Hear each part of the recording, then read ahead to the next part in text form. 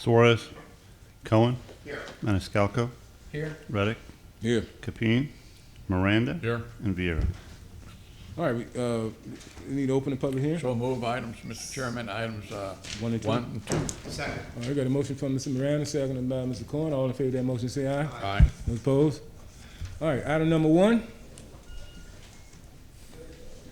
Good evening, council members. Jennifer Malone with your Planning Commission staff. Item number 1 on your agenda is Comprehensive Plan Amendment 1818. This was clarifying some new policy language in our comprehensive plan on fill and how it relates to the to dredge and fill in the comprehensive plan. You saw this a couple months ago. Since it's a text amendment, we had to transmit it to the state. The state had no comment, so it is back before you for an adoption hearing. I'm available for any questions, and I believe you've seen it a couple of times. Should be a little familiar to you. It was consistent, and I'm available for any questions. All right, any questions from council? All right, anyone in the public wish to speak on item number 1? Second. I got a motion from Mr. Cohen, seconded by Mr. Miranda. All in favor of the motion, say aye. Aye. Those opposed?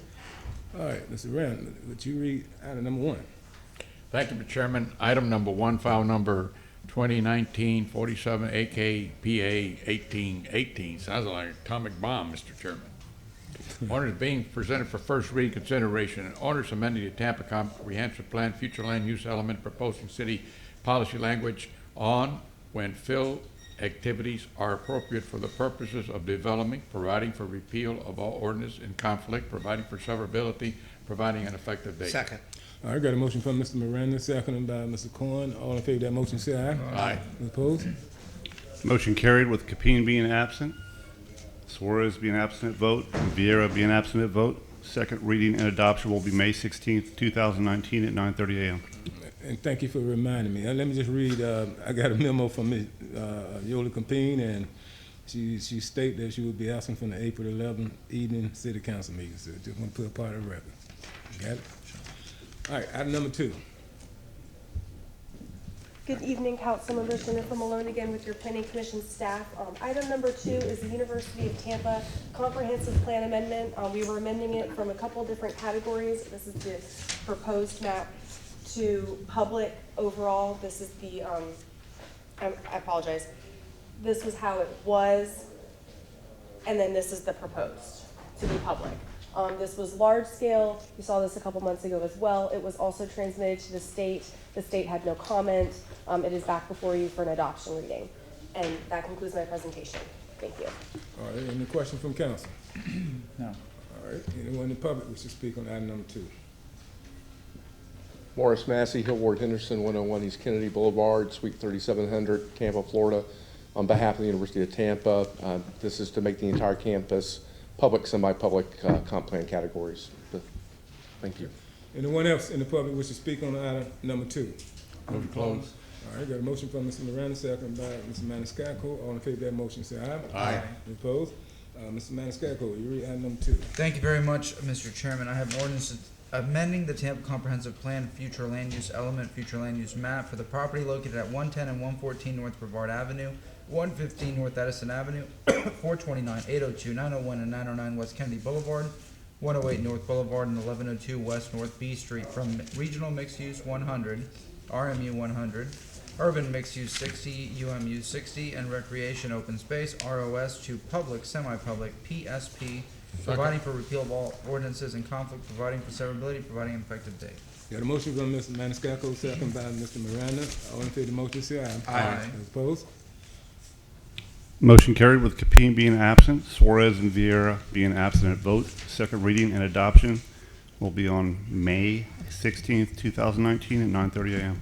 All right, we stand in recess to 6 o'clock. Marty, for this, it just doesn't say it.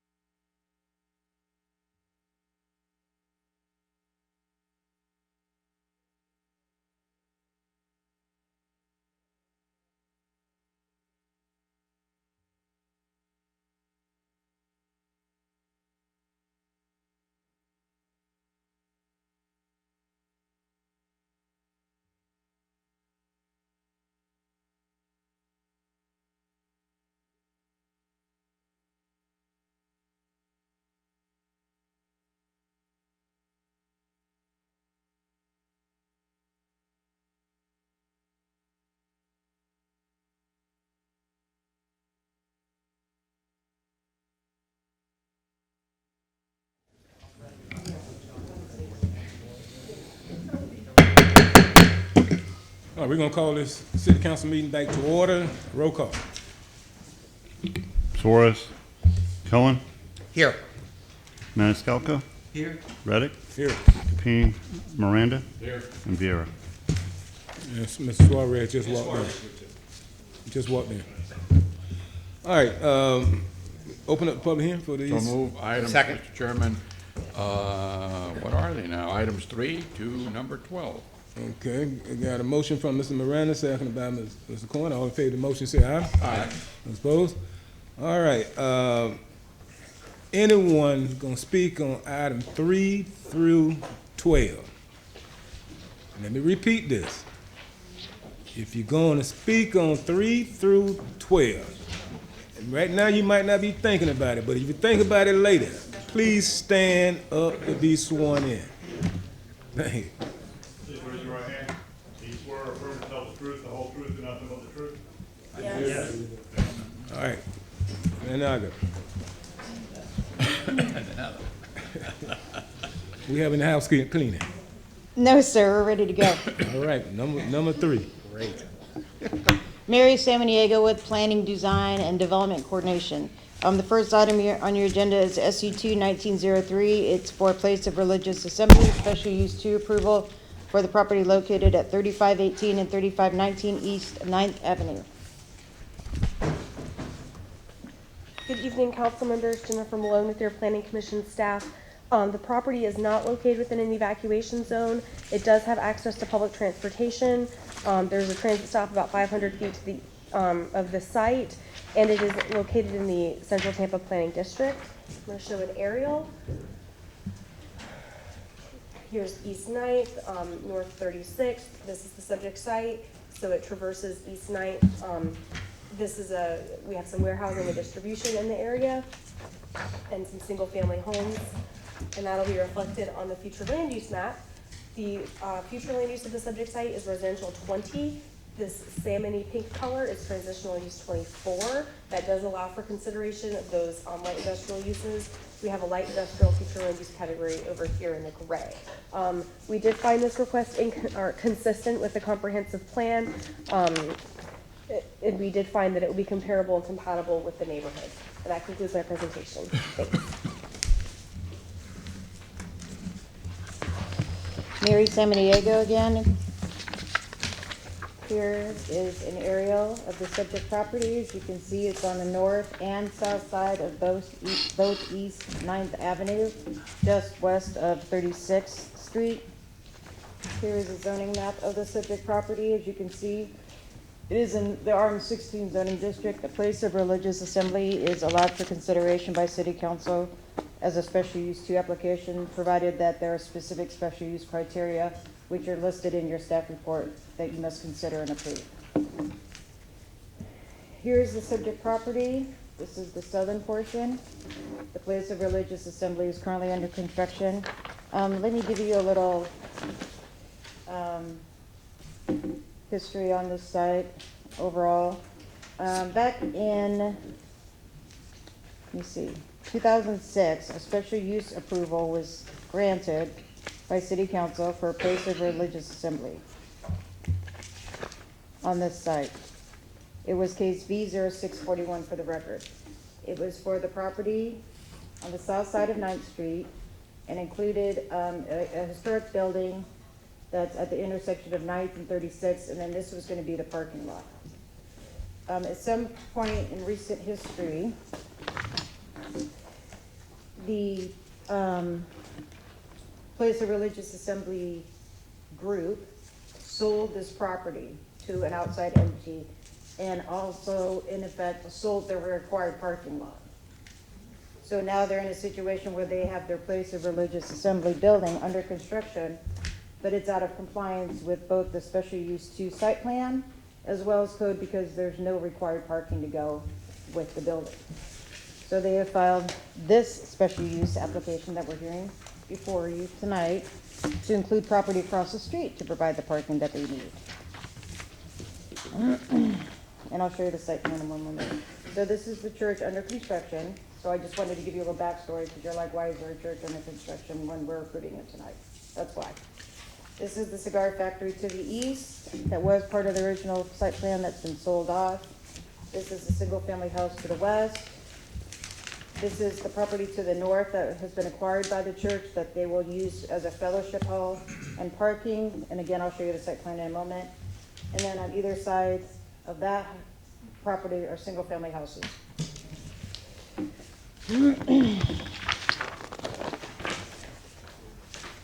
So now this is their proposed site plan.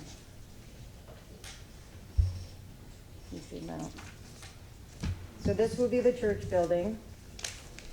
And then across the street, we just saw a picture of the house, the existing residential structure where you can convert it into like a fellowship hall or a meeting area. And then they will have a one-way drive aisle that goes around the existing structure with angled parking on either side. They have 3 waivers that were previously approved that still apply back in '06, case V0641. Those are the first 3 listed in your site staff report. And then they have 5 new waivers. Waiver number 1 is in section 27132, which is one of the special use criteria to allow access to a local street, East 9th Avenue for Building 1 in lieu of direct access to an arterial collector. Place of religious assembly special use criteria, one of them is you have to front an arterial collector. 9th Street is the only frontage they have, it's a local road. This building already received approval, a waiver approval to front a local street, so now City Council, you would have to approve, if it's your pleasure, to allow this portion of the use to access a local. The next waiver is to reduce the required yards for building 2 from 40 feet to 26 feet in the rear. Again, it's another special use criteria, are the setbacks for rear and side must be 40 feet, period. So because there's an existing structure, they need a rear yard setback waiver, as well as a front yard setback waiver. The next criteria for special use for a place of religious assembly is the overall site needs to be 2,000 square feet. The 2 lots combined come to 18,320 square feet. So they're approximately 1,700 square feet short of that special use criteria, so that would be a waiver that you would need to approve. They have a waiver to allow for grass parking spaces. That's a common waiver request that we see with places of religious assembly. The drive aisle would have to be constructed to city standards, but they're requesting that parking spaces be allowed to be grass. They are requesting to increase the percentage of compact spaces. The code limits the maximum amount of compact parking spaces to 65% of the total parking lot that's required can be compact. They're asking for 100% of the parking spaces to be compact spaces. And then the last waiver they're requesting, based on the occupancy of the place of religious assembly, again, maximum of 43 seats. They require 13 parking spaces and they've provided 11. So they're asking for a parking waiver of 16% for 2 spaces. Other than that, that completes my presentation. The development, there are several changes that need to be done between first and second reading. Primarily just cleaning up some of the data that's on the staff report, on the site plan between first and second reading. But the development review and compliance staff did find this inconsistent because of the parking waiver for the 2 spaces. Okay. Any question from council? All right, the applicant.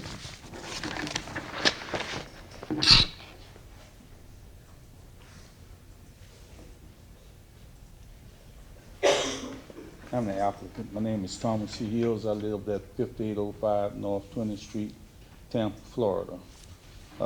We are here to hopefully get our S2 passed.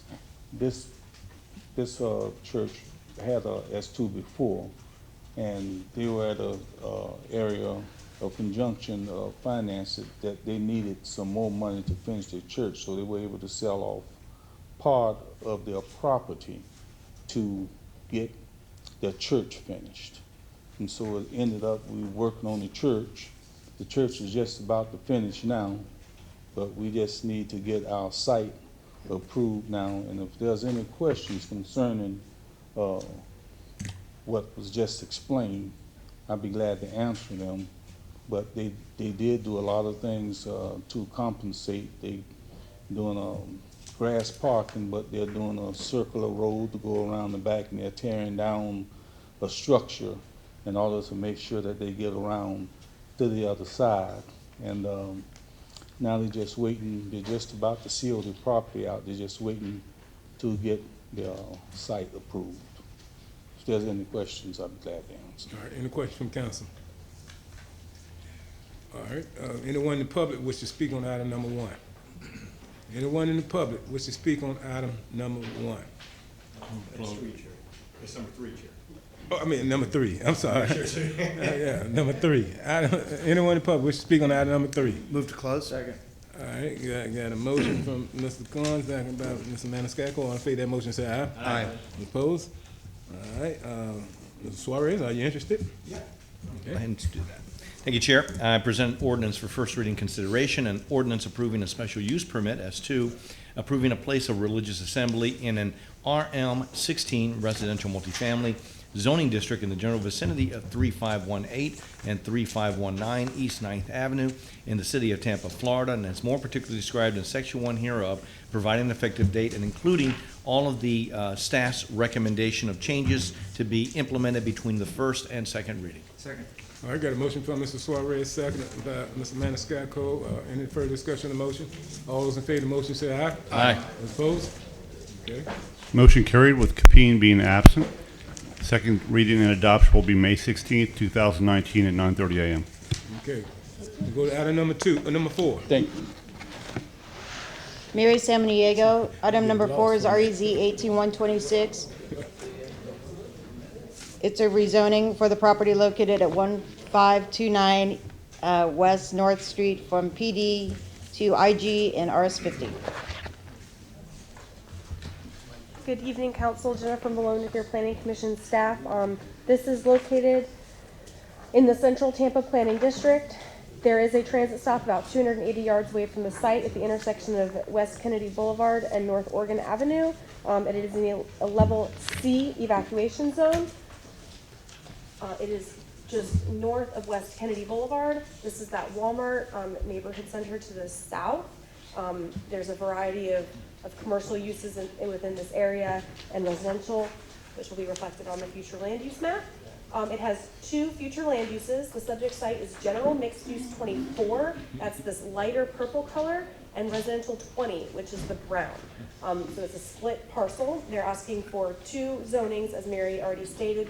So the industrial general is allowed in the General Mixed Use 24 category, and then the residential is allowed in this Residential 20 land use category.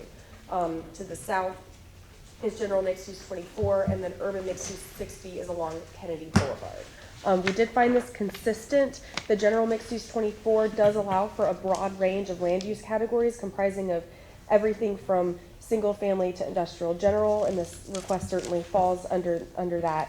And that this will also further some of our policies about the providing homes and for Tampa's population. Thank you.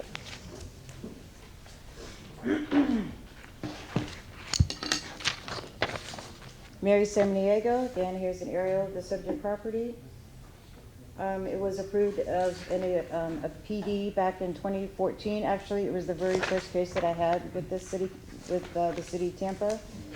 It was to make the existing warehouse, which is still on site, into a place of religious assembly. That project never came into fruition. It was never implemented, so now we're undoing that plan development and going back to industrial general and RS50.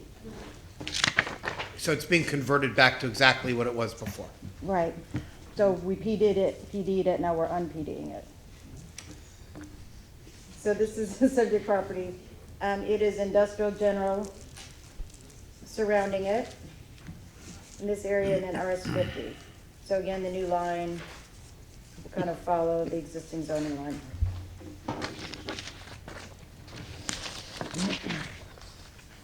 Here's the subject property from Rome. Here it is from North A Street. More of the subject property that goes into the RS50 portion, or the proposed RS50 portion. Across North Rome is a warehouse. North north of the site is another warehouse, east is a vacant residential lot, and then across North A is the Walmart neighborhood store. Both sections of the property, the section that is going to be rezoned to IG meets the IG standards for lot area and dimensions. The RS50 meets those zoning standards. There is no site plan to review because it's Euclidean rezoning, and also no waivers to consider. So overall, the Development Review and Compliance staff found this consistent with the City of Tampa Code of Ordinances. Okay. Any questions from council? Chair, sorry. Ms. Amniego, maybe you can answer the question for me. You know, that particular area has gotten a lot more residential in the last 8 years since we've been on council here. And now we're changing something back to industrial general, which was originally a PD. What's the future land use say in terms of what should be being seen there now with all the changes that have happened over the last 8 years? I believe that Jennifer Malone stated that the future land use designation was GMU 24, which is kind of a transitional land use category. Jennifer, do you want to speak? I don't want to speak for you. Okay. But I wanted you to speak for her. Maybe that, no, I'm kidding. I'm joking. It's Go a ahead. Ms. transitional Malone, come on up. area. It was historically Yeah. a warehouse distribution area. It's Right. transitioning over to residential, but some of the industrial uses and warehouse uses in that area intend to remain. Okay, well, and that's my question, which is the intention of the future land use plan to continue to have that, in place, that type of use, as opposed to what we have seen already with the changes? Because obviously, we already saw one PD now is being changed back to what its original use was, and we haven't seen too many of these happen like this in this area. Yes, yeah, I understand what you're saying, at least, especially since I've been here. Most of these GMU 24s have really been transitioning through comp plan amendments to CMU 35 in this Right. area, and then those are going to PDs to residential. The Planning Commission, it's my understanding that the GMU 24 was put on these properties in these historic areas that existed before zoning, that were always, had a variety of uses.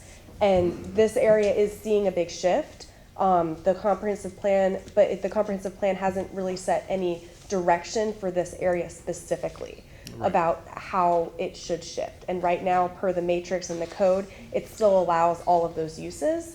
If it's council's discretion, we could certainly look into if we want to tighten up this category or change it somehow per council. I just wanted to make sure that there wasn't any move afoot with the planning commission concerning, changing comprehensive plan or making a suggestion to us to do that because of the changes that we've seen. And I know that sometimes, we're behind the 8 ball, really. We're just trying to catch up on the comprehensive plan. We never, if we change it and we do things on a piecemeal basis, we don't see a wholesale change. But when I see something like this change back to something else, I'm wondering what the next steps are going to be for the future of the rest of the parcels that are there that are currently already grandfathered in from previous, zoning and land use changes. So Right, the neighborhood as a whole. yeah, I exactly. understand. I know I don't think we've done a look at that since all the changes that have happened. So that might be something, if not this council, definitely the next council should probably look at, because that is going from what it was once before, as you said, a warehouse district, into mostly residential. So, Yes. What's going to be our next steps? Yes, it is rapidly changing, Councilman, and we can certainly look into this through a study or an area-wide study per council's discretion, either this council or the next council. So. Well, maybe I'll give the next council something to do. Thank you Ms. for the Malone. question. They'll have plenty to do. They'll catch up All right, soon. the applicant?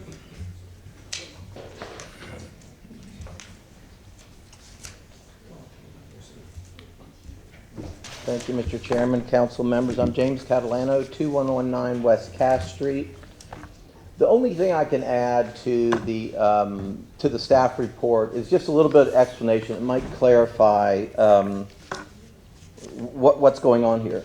Because actually what will happen is we'll be recreating 2 residential lots. When a tenant approached my client, they had the intended use of place of worship, and as IG, we missed that box. by one box, that category by one box. So therefore, the site plan, PD plan, had to be created to allow the use of place of worship. That site plan envelopes the entire parcel. These are the two residential lots. This is the existing building and the existing paved area. So these two residential lots will be returning to their original use. That concludes my presentation. Now, you got a long agenda, and in the interest of brevity, I can close it. Any question for the petition? Yeah, the question I had, so you were on the original PD zoning? Yes. Okay, so right now, the use is what? What is the use now? Place of It's still a religious place of assembly, religious assembly, and the okay. offices associated with that. Right.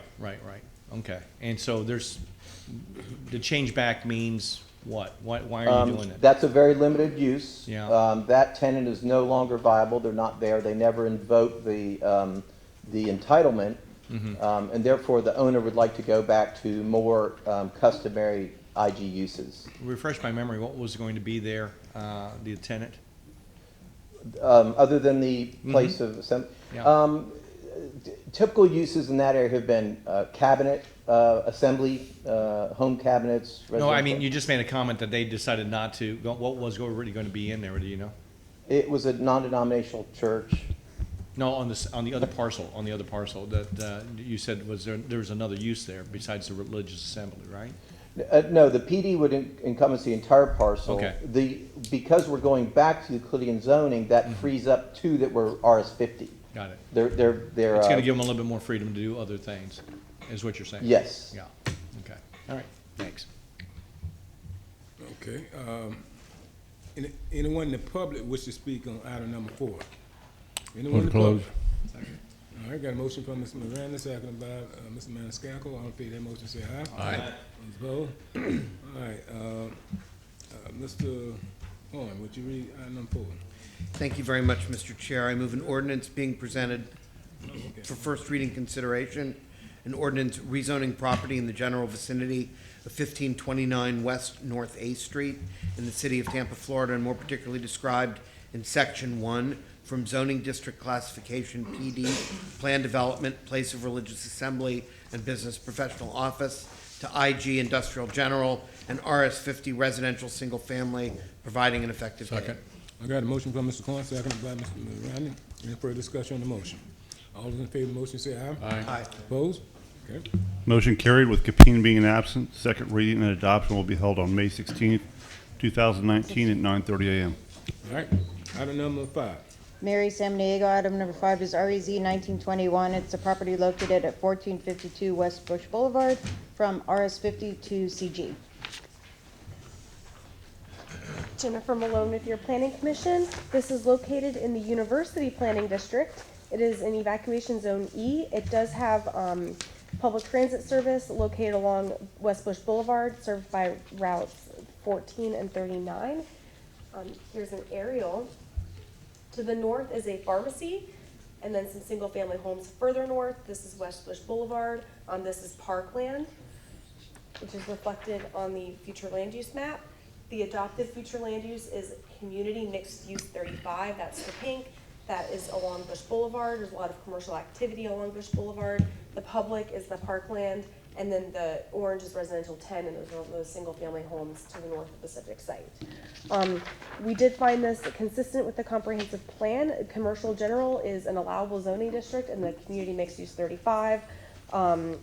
We just have a line in here that through the redevelopment, we would just ask that the applicant be sensitive to the needs of the pedestrians. West Bush Boulevard is a designated transit emphasis corridor for the comprehensive plan. That concludes my presentation. Thank you.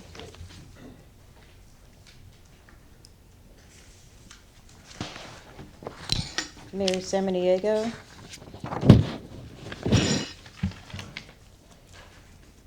Here is a zoning map of the surrounding area. The subject property is in green. As you can see, to the east is residential office. Further to the east and to the north is a large swath of commercial general zoning already, which is what the applicant's requesting. And to the west is the plan development for an office use.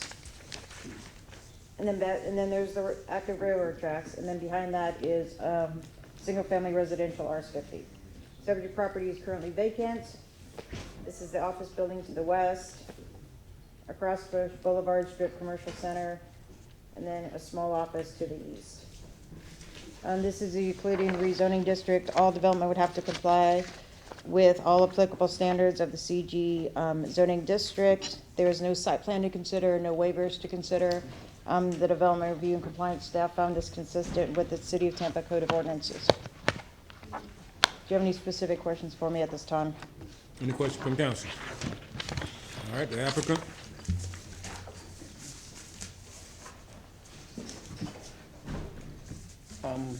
My name is Patrick Plummer. I'm the applicant, and basically we're going from residential to CG. It's surrounded by commercial in all respects, and we're going to be using this as office space.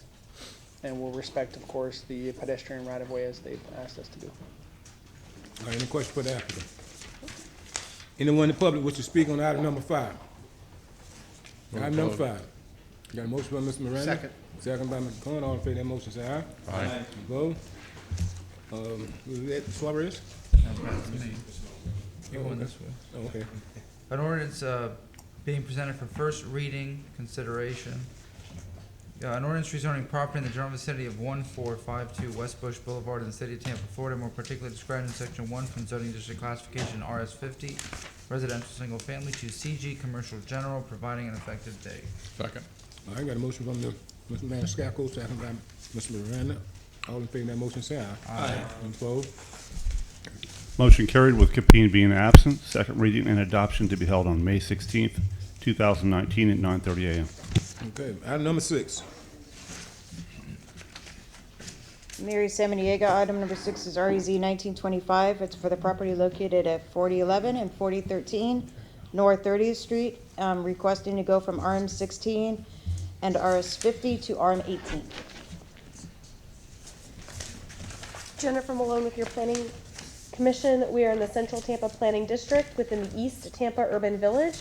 This is not located within an evacuation zone. Bus Route 32 does serve the subject site.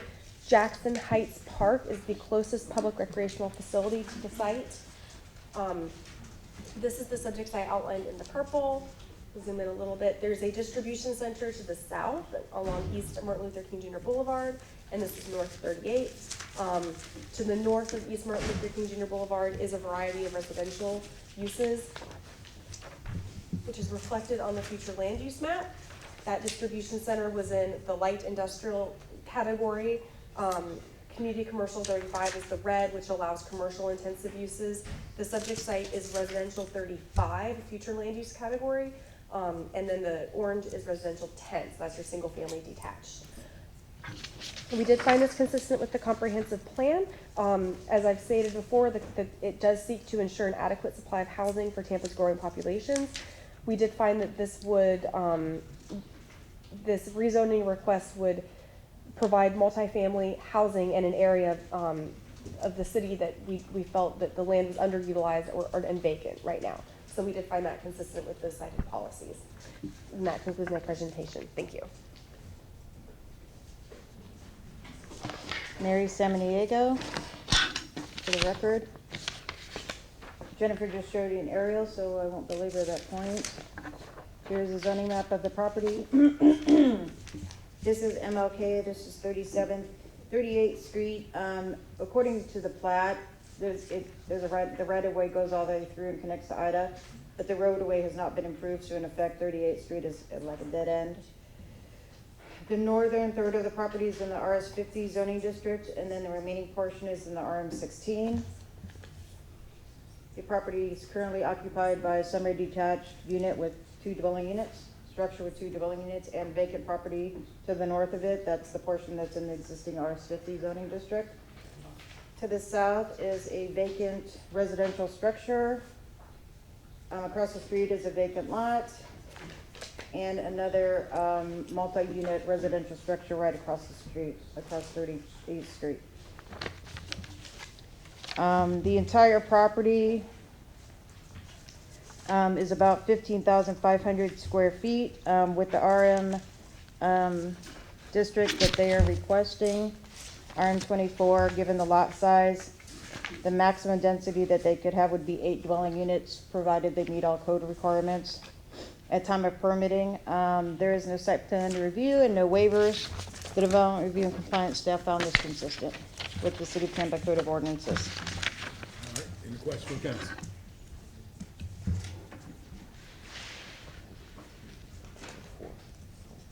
Yeah. Yeah. From our legal staff, there is an error on the agenda. The request is from RM16 and RS50 to RM24. The first item, the line item on your agenda says RM18, but then the ordinance language states the correct request of RM24. Okay. Thank you, Mr. Rice. Okay, any questions? Any questions from council? Okay, thank you. The applicant? Hello, my name is Dennis Natruskin. I'm an applicant for the property that's at the 4011 North 38th Street and the next lot next to it, which is 4013 North 38th Street. When we purchased that lot, I just wanted to show you. So this is the lot. It's in red, so it's right next to the lot that's 4011. This is like the Miss Mary mentioned, it's a dead-end street, and there's like, when we purchased that lot, it was like a whole bunch of trash there. There was like putting like trash there. Nobody was like cutting the grass there. There was like a lot of like bushes there. So I cleaned it personally myself, and units that's right next to us, it's also duplexes. There's duplexes right next to us, which is right here. And we're planning to build a fourplex on that property. Since we already have a duplex on the 4011, we're planning to build a fourplex on the property and make it residential and make it like attractive to people so people can live there. So this is my presentation. Thank you. Any questions for the applicant? All right, anyone in the public wish to speak on item number 6? Close. Second. Got a motion from Mr. Miranda, second by Mr. Scalco. All in favor of that motion, say aye. Aye. Opposed? All right, Mr. Miranda. Thank you, Mr. Chairman. Move file number 6, file number REZ 19-25. Move an ordinance being presented for first reading consideration. An ordinance rezoning property in the general vicinity of 4011, 4013 North 38th Street in the city of Tampa, Florida, more particularly described as Section 1 from zoning districts classification, RS50 residential single family, to RM16 residential multifamily, to RM24 residential multifamily, providing an effective date. Second. All right, got a motion from Mr. Miranda, second by Mr. Suarez. Any further discussion on the motion? All in favor of the motion, say aye. Aye. Opposed? Motion carried with Capeen being absent. Second reading and adoption to be held on May 16th, 2019 at 9:30 a.m. All right, go to item number 7. Mary Samaniego, REZ 1926, for property located at 604 West Dr. Martin Luther King Jr. Boulevard from RS50 to CN. Jennifer Malone with your Planning Commission staff. This is in the Central Tampa Planning District. It is also located within the Tampa Heights Urban Village. Bus route number 7 serves the subject site, and it is located in Evacuation Zone D. Show an aerial. It's located on West Martin Luther King Jr. Boulevard. This is a CVS at the corner of North Boulevard and West Martin Luther King Jr. Boulevard, and then this is the subject site. So there's some commercial uses and then residential following those, which is reflected on the future land use map. It is designated community mixed use 35. That's seen all along the corridor, and then the residential 10 is that orange color, and that's your single family detached. The request before you to commercial neighborhood is consistent with the underlying future land use category of community mixed use 35. We just added, it is Euclidean, so there's no site plan, but we would ask that the applicant take into consideration that this road is a transit emphasis corridor and to be appropriate for the pedestrians through the redevelopment. And that concludes my presentation. Thank you. Mary Samaniego. Here is the zoning map of the subject property. The subject property is in green. To the west is already commercial general zoning. The applicant's requesting to go to CN. to the, across Lynn Avenue to the east is residential office one. And then once you go to the north of Dr. Martin Luther King Jr. Boulevard is when you start going into the Seminole Heights, specific zoning district codes. And so there you see, the SHCG and the SHPD, but primarily as far as uses, it's all commercial and office. Here's the subject property, residential structure across Lynn. This property also faces Dr. Martin Luther King Jr. Boulevard, is an office use. Further back, going back into the neighborhood is a residential structure. Directly to the south of the subject property is a residential structure. And then across the street, you can see a large office suite building. This is a Euclidean rezoning. There are no site plans or waivers to review. Given the size of the property, it is 9,882 square feet. It meets the minimum lot dimensions for the CN zoning district, and the development review and compliance staff found this consistent with the City of Tampa Code of Ordinances. Do you have any questions? Any questions from council? All right, applicant?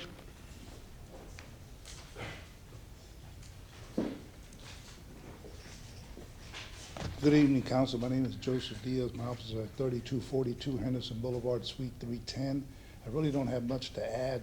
Basically, if you drive up and down MLK at that part of the street, it's all commercial as it fronts on MLK. And we respectfully request that you approve our application. All right, any questions from council to the applicant? All right, anyone in the public wish to speak on item number 7? Move to close. Second. All right, got a motion from Mr. Miranda, second by Mr. Cohen. All in favor of the motion, say aye. Aye. Opposed? All right, Mr. Beal. Yes, sir, Mr. Chair. I move an ordinance being presented for first reading consideration, an ordinance rezoning property in the general vicinity of 604 West Dr. Martin Luther King Jr. Boulevard in the city of Tampa, Florida, more particularly described in Section 1 from zoning district classification RS50, residential single family, to CN, commercial neighborhood, providing an effective date. Second. All right, we got a motion from Mr. Vieira, second by Mr. Suarez. All in favor of that motion, say aye. Aye. Opposed? Motion carried with Capeen being absent. Second reading and adoption to be held on May 16th, 2019 at 9:30 a.m. All right, we go to item number 8. Mary Samaniego, item number 8 on your agenda this evening is REZ 1907. It's a request for a plan development for hotel, multifamily residential, business, professional, and restaurant. The existing zoning is CI, and it is located at 820 East Bush Boulevard. Jennifer Malone with your Planning Commission staff. This is in the University Planning District. Hart's Metro Rapid Service actually is a service subject site along Nebraska Avenue. It is within a level E evacuation zone, and the closest public recreational facility is Spring Hill Park. Is located along East Bush Boulevard. The subject site's outlined in the purple. This is the Interstate 275 ramp. And then I have North Nebraska right here. This is a auto lot to the south, and then commercial uses along East Bush and North Nebraska, which are reflected on the future land use map. The red is community commercial 35, that allows for up to commercial intensive uses. To the north is residential 20, and to the south is that light industrial is the gray. So it's a very intensive corridor from our land use perspective. The proposed plan development in front of you does provide for the redevelopment of a currently vacant site with a mixture of residential, commercial, and a hotel use.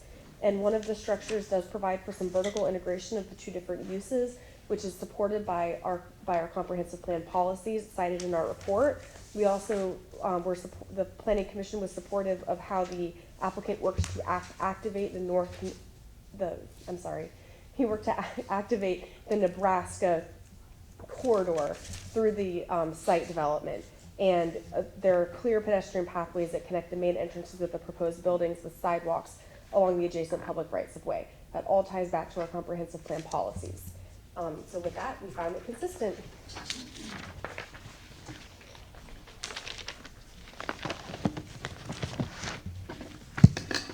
Mary Samaniego, Land Development Coordination. Jennifer showed you an aerial of the subject property. It is currently zone CI. All of the uses could be developed under the current CI zoning district. And at the current density that they're requesting, the allowable Florida area ratio is 1.5 because they get the automatic bump up for the community mixed use land use category that they're in, being that the site is over 0.35 acres, there are an arterial, and they have vertically integrated uses. So their proposed Florida area ratio, I believe, is 1.48. They are requesting, let me just show you, hold on. The subject property is completely vacant. She already kind of showed you some pictures, but here's the car dealership that's at the exact corner of Nebraska and Bush. Across the street is the Tropical Car Wash, that's across Bush. Across Nebraska is a warehouse use, gas station, sandwich shop, and then directly to the north of the subject property is a small retail use. I know the applicant will go into a thorough presentation of their site plan, but I will just hit the high notes, as it were. They are asking for, the entire site is 3.41 acres. They are asking for a multifamily residential apartment building with 144 dwelling units. It will also be allowed to have 4,302 square feet of business professional office and a little over 2,000 square feet of restaurant. They're proposing a small coffee shop in this location, and then they're proposing 5 very small structures, kind of like food kiosks, for different restaurants that will be along Nebraska and along their southern property line. This is where that car dealership is, Nebraska and Bush. And then the other main part is that they are asking for a 53,200 square foot building in this location with a maximum of 127 hotel rooms.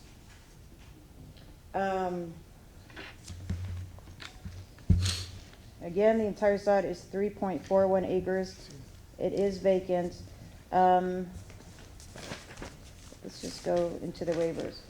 The existing site did have a hotel on it, and there are existing trees that were kind of remnants of the landscape parking islands that were on site.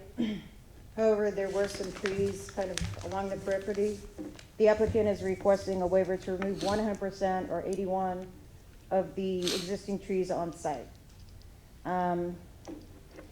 Because of the site plan design that they are proposing, there is very limited green space on the site.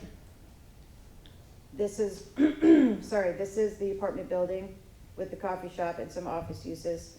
This is the hotel with the pool and pavement. And then these are the food kiosks.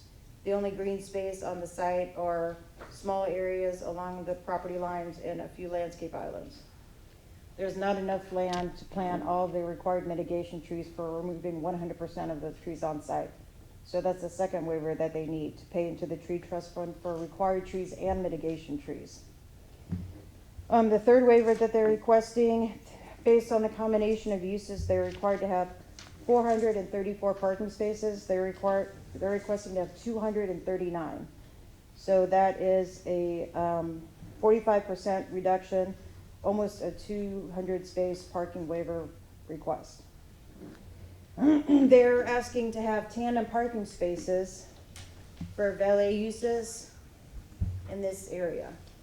Whereas you can see there's no drive aisle to access these, it'd be tandem. Similar to if you have a one-car garage, you park for a single-family house, you park behind the other car.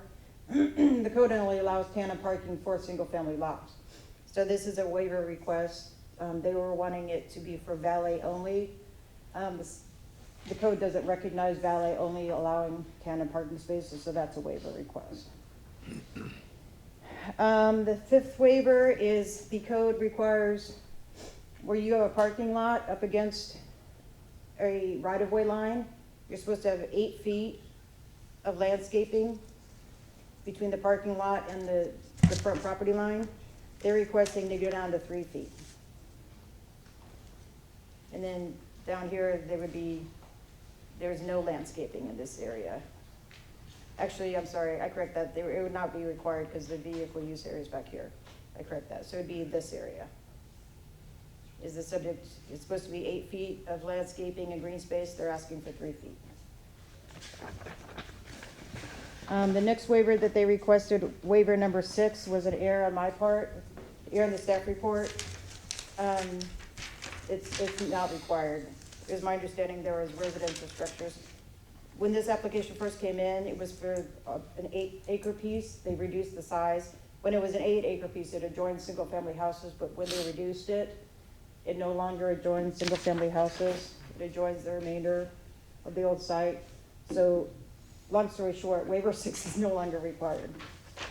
And then the last waiver request is to allow for substandard landscape islands. Landscape islands are supposed to be 12 feet curb to curb interior. Again, you've reviewed the landscape code very thoroughly, I know, over the past year. To allow adequate space for planting a tree in a landscape island, it's supposed to be 12 feet curb to curb. This is approximately 8 feet. Also, there's supposed to be 1 landscape island for every 10 parking spaces.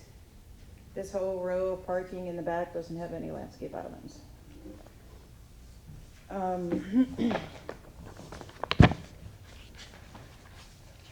There are several changes between first and second reading from land development staff, transportation, and natural resources.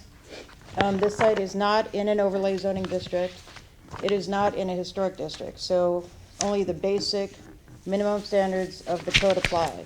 The site is currently vacant, so there's no existing structures that they have to develop around or massage the site to fit in. They're requesting to remove 100% of the trees. They're almost at the maximum floor to area ratio, but yet they're requesting a 45% parking reduction. Staff does acknowledge that they are a transit emphasis corridor. There is a bus stop. They are proposing some bicycle parking and some scooter parking, so that alleviates some of the concerns with the parking waiver. But again, it's almost 200 spaces waived, and there's no on-street parking anywhere close to this. There's certainly no on-street parking on the ramp, Bush, or Nebraska. The only place that they could do local on-street parking would be way up here. Also, there are several green space provisions that they could easily remedy to remove some of the waivers, but they have chosen to come forward with the plan of record that I just presented. So because of the waiver request to trees and landscaping and parking, land development found it inconsistent, transportation found it inconsistent for parking, and natural resources specifically found it inconsistent for tree requirements and green space. However, should it be the pleasure of council to approve the waivers, please note the modifications between first and second reading, as well as the removal of waiver number 6. Do you have any specific questions for me? Any questions from council? All right, the applicant.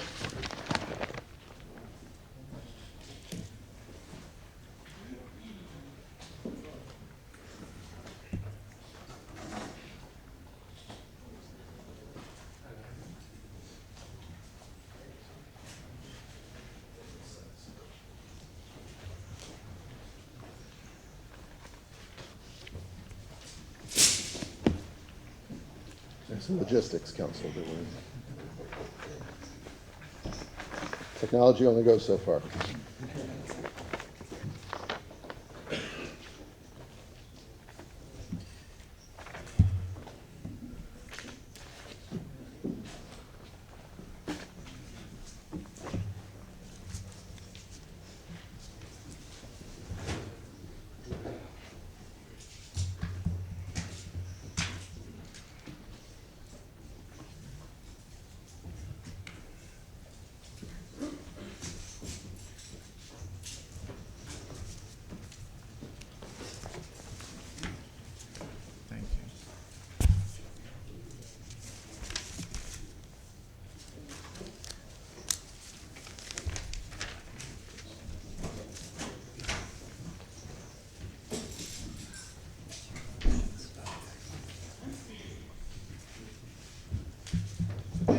before you begin, what was the name of the motel that was there, the big one?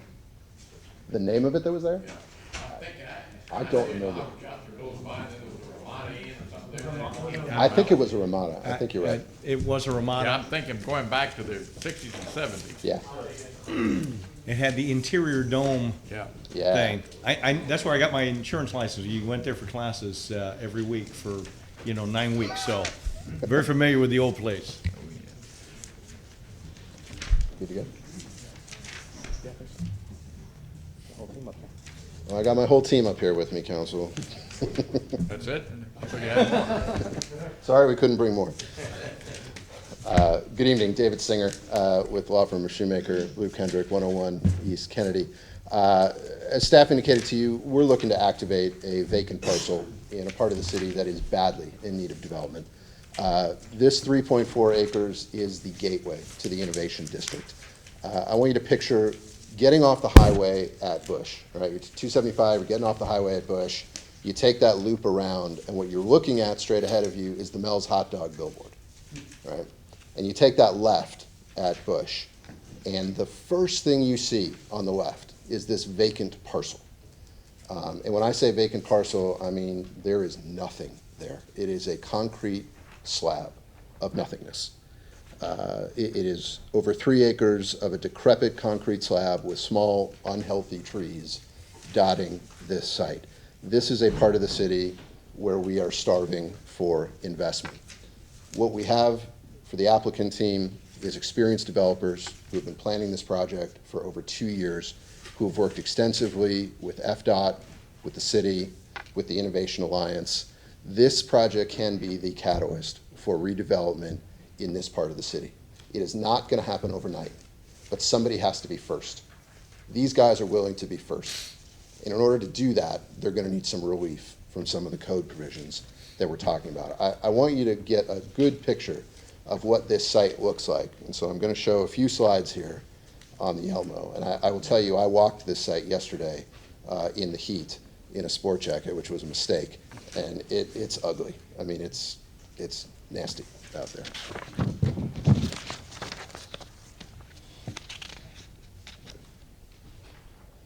Around the site, you have all commercial uses. You got auto sale, you got warehouse, you got a vacant car wash, you've got gas station use. This is a commercial corridor to the extreme, very urban. From a future land use perspective, this is at the intersection of 2 commercial corridors on Bush, Nebraska. The Planning Commission found this consistent with the development pattern of the area, as you heard. I'm going to come back to their comments in a minute. I actually want to highlight one specific provision in their report because I think it's most applicable.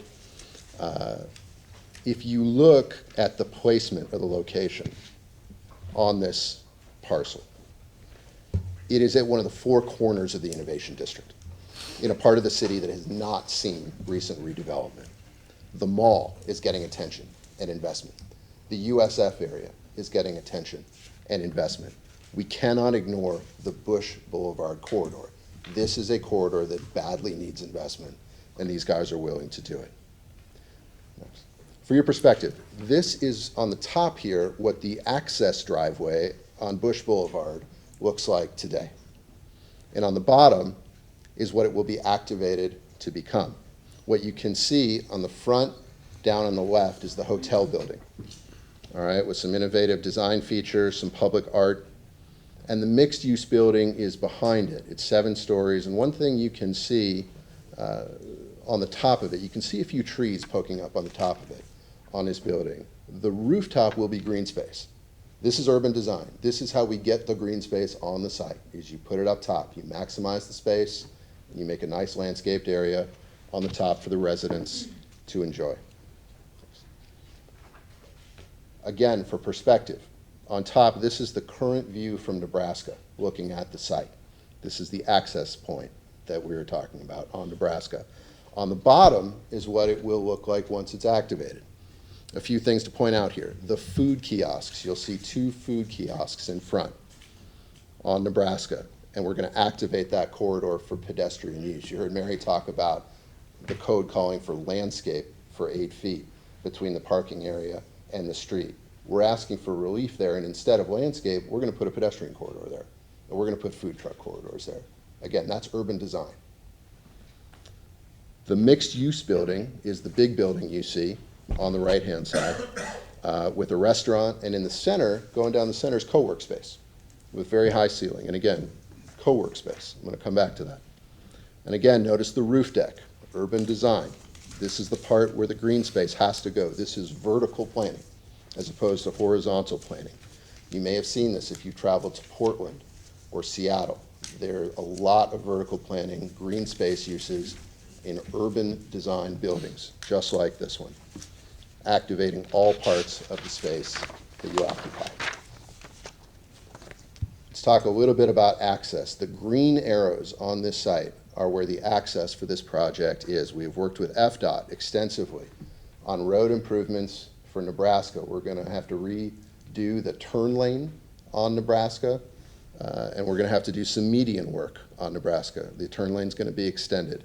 Access is from both Nebraska and Bush. There is no access issues to this site. There is no opposition to access or issues from any department. Next. So we're asking for 6 waivers. So I want to talk about the 6 waivers. We believe that all of them are justified based on the area of the city this is in and what we are looking to build and activate on this site. For waivers number 1 and 2, we need to take down the trees on the site. They are not grand trees. They're almost all palms. They are not in good condition. Again, I want you to look here at the picture. These are not cared for trees. They have to come down. We are willing to obviously mitigate as we need to mitigate, but these trees just, they're not in good shape for any development. Forget our development for a second. Anything you want to put here, these trees are going to have to come down. So we're asking for the waiver to be granted there. Next, waiver number 5. We're asking to reduce the VUA landscape buffer. Again, we talked about this on the Nebraska side. The code calls for 8 feet between the parking lot and the property line. So instead of green space, we're looking to activate it as a pedestrian corridor. Again, we're going to be the first ones there, and that's going to be extended north.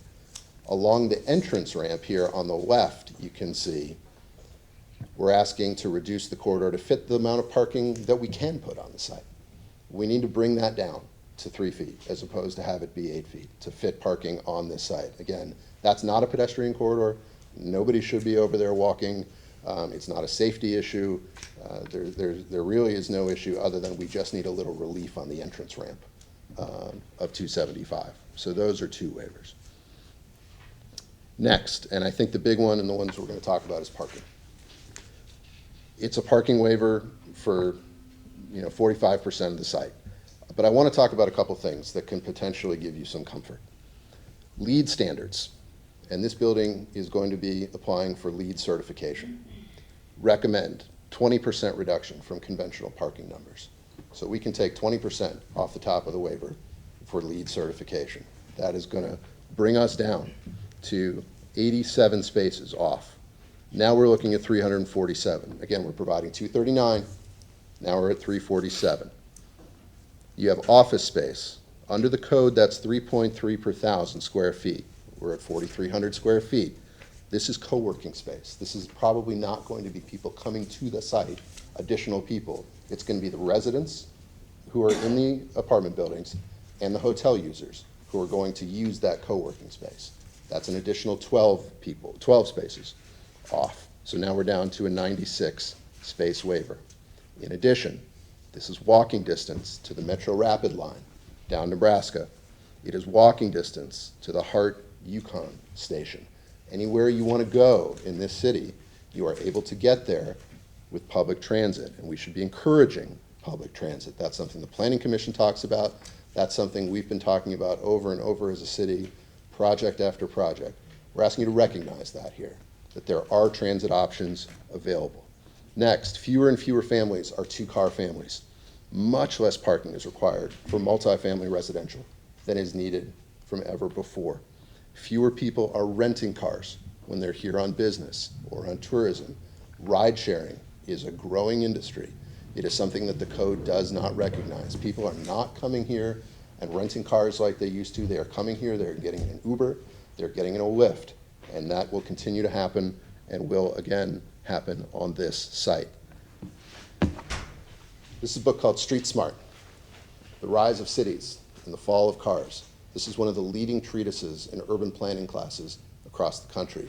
If you've ever heard a Mark Sharp speech, if you've ever read a Mark Sharp tweet, he refers to this book over and over again. And what it says, in pertinent part for our purposes, is that VMTs, vehicle miles traveled, are dropping at a rate unprecedented in our country's history since the advent of the automobile.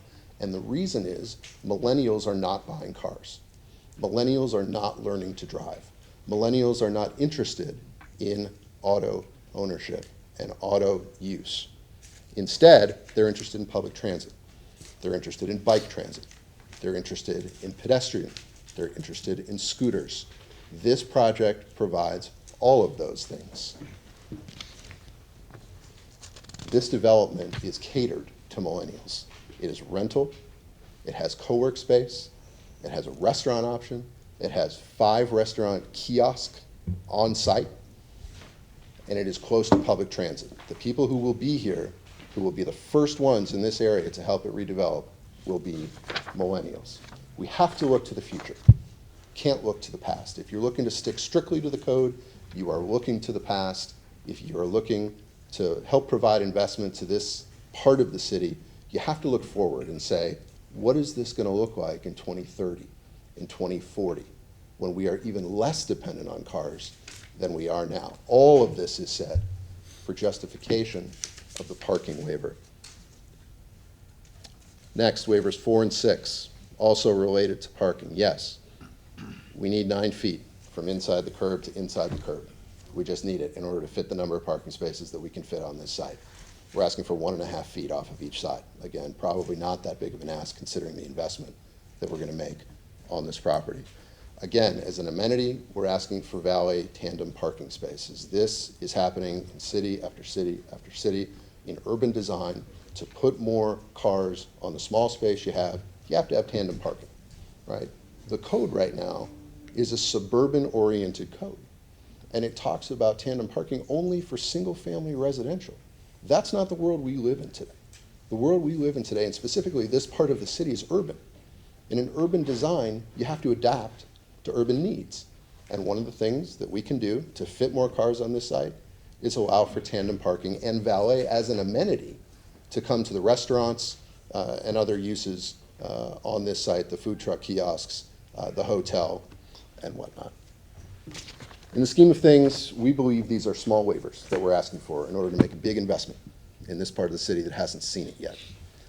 With mixed-use space, vertically integrated co-work space, a pedestrian focus, a hotel, and food kiosks on this site on the corner of Bush and Nebraska, it is ambitious, it is unique, and it is large scale. I want to point you, I told you I would come back to this, one of the things that the Planning Commission said. I'm going to point you to page 4 on their report at the very bottom. And when you're voting on this project, I hope you consider this. It says, within identified mixed-use corridors, the comprehensive plan promotes the transitions of these corridors from the old auto-dominant development pattern of the past to a more balanced, pedestrian-oriented mixed-use development pattern that is more visually pleasing, provides for greater safety for all users. To further this policy direction, the applicant has worked to activate Nebraska Avenue corridor with commercial kiosks oriented toward the public right-of-way, also clear pedestrian pathways, connect the main entrances of the proposed buildings with sidewalks along the adjacent public right-of-way.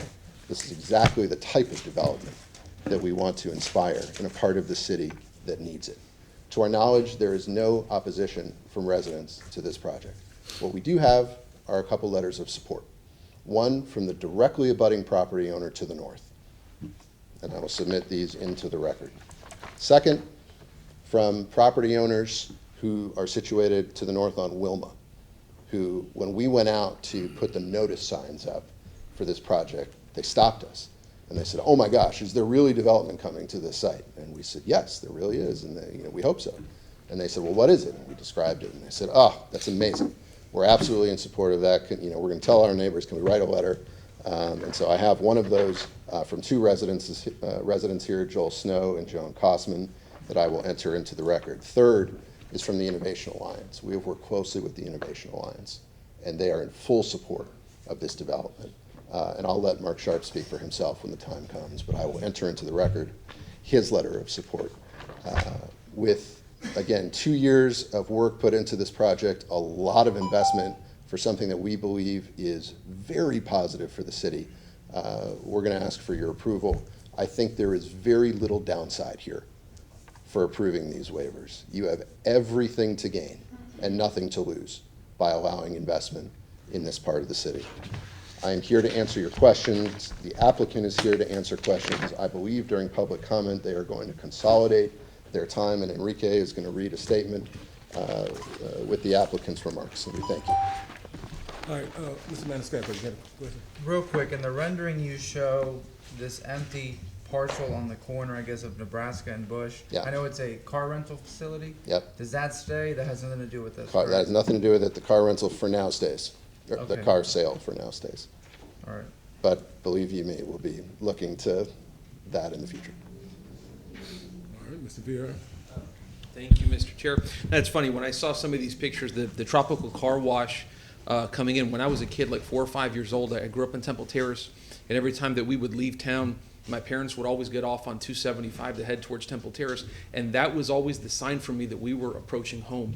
And I'm always surprised that's still there, that and the karate place. I used to actually take karate lessons when I was a kid. I was terrible at karate. I've never been very coordinated, but whatever. But a lot of the things that, and this has, just from a policy perspective, nothing dealing with the code or decision here today. Just to affirm a lot of the things that you said. The Bush corridor, to say that it's been abandoned by local government is one heck of an understatement. And endeavors like this, I applaud the individuals behind this. It's an area that's been abandoned by government, and apparently the private sector is stepping in. And it's my hope that with the private sector stepping in such a monumental, innovative type of an endeavor, that's going to wake up local government to say that, look, private sector stepping in, private businesses stepping in, things are happening in here, darn it, the ball's in our court, let's dribble it. So I certainly hope that happens. Last night, I attended over at Terrace Park, which is a neighborhood off of near Busch Gardens, an interest meeting for a home association out there. And to my surprise, almost 70 people showed up.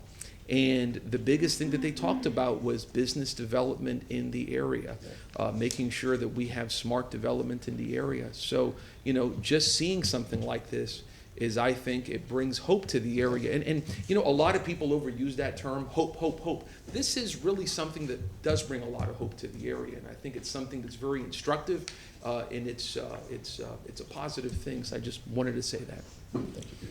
All right. I just want to say, and regarding your reduction of 437 to 239, I think it was. In essence, if you do receive that, the bear that crosses is going to be your own developer. That's right. Because if he doesn't have it, he can't get any more.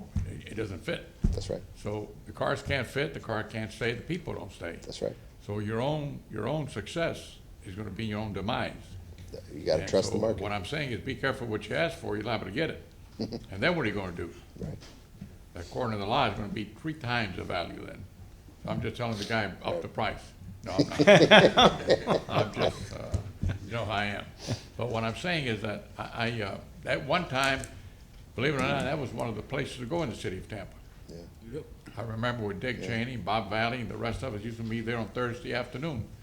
And the place was always jam-packed. What happened is a lot of development came somewhere else. Yeah. And if once you're 15 years old, unless you're a politician, you go down. So that's how development works. Yeah. And it's about time that somebody's willing to take a risk, and development is a risk. Yeah. A lot of people make it, some don't. I hope you do. Thank you. Thank you. Chair. I used to be there on Friday nights. I want to make sure that you found out it was the right night. See how I found out? Chair, You turned yourself in. if I could, and of course, we know about your prowess on the dance floor, so that we know that there was quite a place to go and dance there at that time. So let me ask you a question, and this is a more substantive question. You're going to have 144 dwelling units. And it sounds to me that basically it's going to be millennials or people that, millennials and in addition, college students that probably will be living there. That seems to be the target that you're looking at, if I'm correct, based on what you're presenting to us. Is that a statement or a question? That was a question. I'm asking you. So two things. One, we believe that is an attractive demographic for this particular parcel in this particular area. However, we have no control over the way the market goes, and this city is projected to grow 150,000 people in the next 20 years, and where the jobs come is going to be where people want to live. Right. And if this area has some investment put into it and some development comes that brings jobs with it, it could be multifamily for parents with young children as well, or empty nesters. Well, obviously, when you build it, the price point's going to have to be set based on the number of spaces you have and other things. So chances are they're going to look for that. I mean, you made a very good presentation about the how close it is to the University of South Florida, and because it's on the northern edge of what the traditional city boundaries were. It's interesting because we haven't developed it. I disagree with Mr. Vieira. The private sector has been there. They've been illegal activities, but I got to tell you, there's been a lot of money that exchanged hands Listen, on I can't Nebraska speak to that. Avenue for years. Okay, I just want to point The out. ultra private. Yeah, the very private sector. So there's been a lot of activity, my friend, but it hasn't been what we want. So anyway, I like the idea. I would hope that the Innovation Alliance will partner with you as a developer to actually provide some of the ride share or things that we do with the downtowner here. I know that it's something that Mr. Sharp has talked about before. I think it would be a great stop on that. And in addition, with Hart and the county and the city getting more money from the offered transportation, I believe that we'll be able to actually enhance that corridor and enhance what is now the Metro Rapid into a really much more efficient system, so that we can provide a lot of what you're doing. You are a pioneer, but I think that you're coming at the exact right time. You are coming in. You're the pioneer that's coming in after they've done the transatlantic, railroad. So you're going to be the first one on there. But I think that it's going to be important, and I think it's going to be an important project. So appreciate it. Thank you. All right, Mr. Cohen. Two things. First of all, just to the waivers. I think that the waiver against the expressway ramp is appropriate and reasonable, and I think reasonably explained. I will tell you that under normal circumstances, this amount of a parking waiver would give me a lot of heartburn.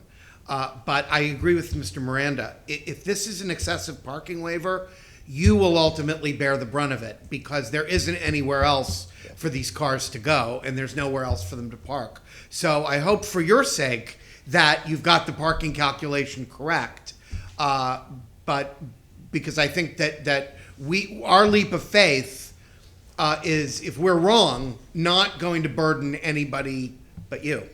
So I hope you've thought it through and know that you can make it work with that. Appreciate it.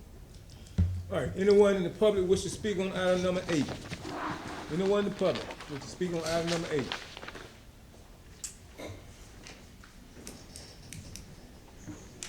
Good evening, Honorable City Council, Mr. Chairman, board members, staff. My name is Mark Sharp. I am the Executive Director of the Tampa Innovation Partnership, formerly the Tampa Innovation Alliance. Our headquarters is 2200 Fowler Avenue, the University Mall, which is being redeveloped. Mr. Singer made a very powerful, important point about the four corners of our innovation district. For the very first time that I can remember, and I was born and raised in Tampa, we're beginning to see development activity in the university area. We're starting to see the transformation. I've long said that more people take away their perception of Tampa when they go to Busch Gardens than they do any other destination in Tampa Bay. 15,000 people a day will go to Busch Gardens. Somewhere in the neighborhood of 10,000 a day will visit the Veterans Administration Hospital. Thousands, several thousand a day go to Moffitt Cancer. USF campus has 43,000 students, and 33,000 of them drive by every day.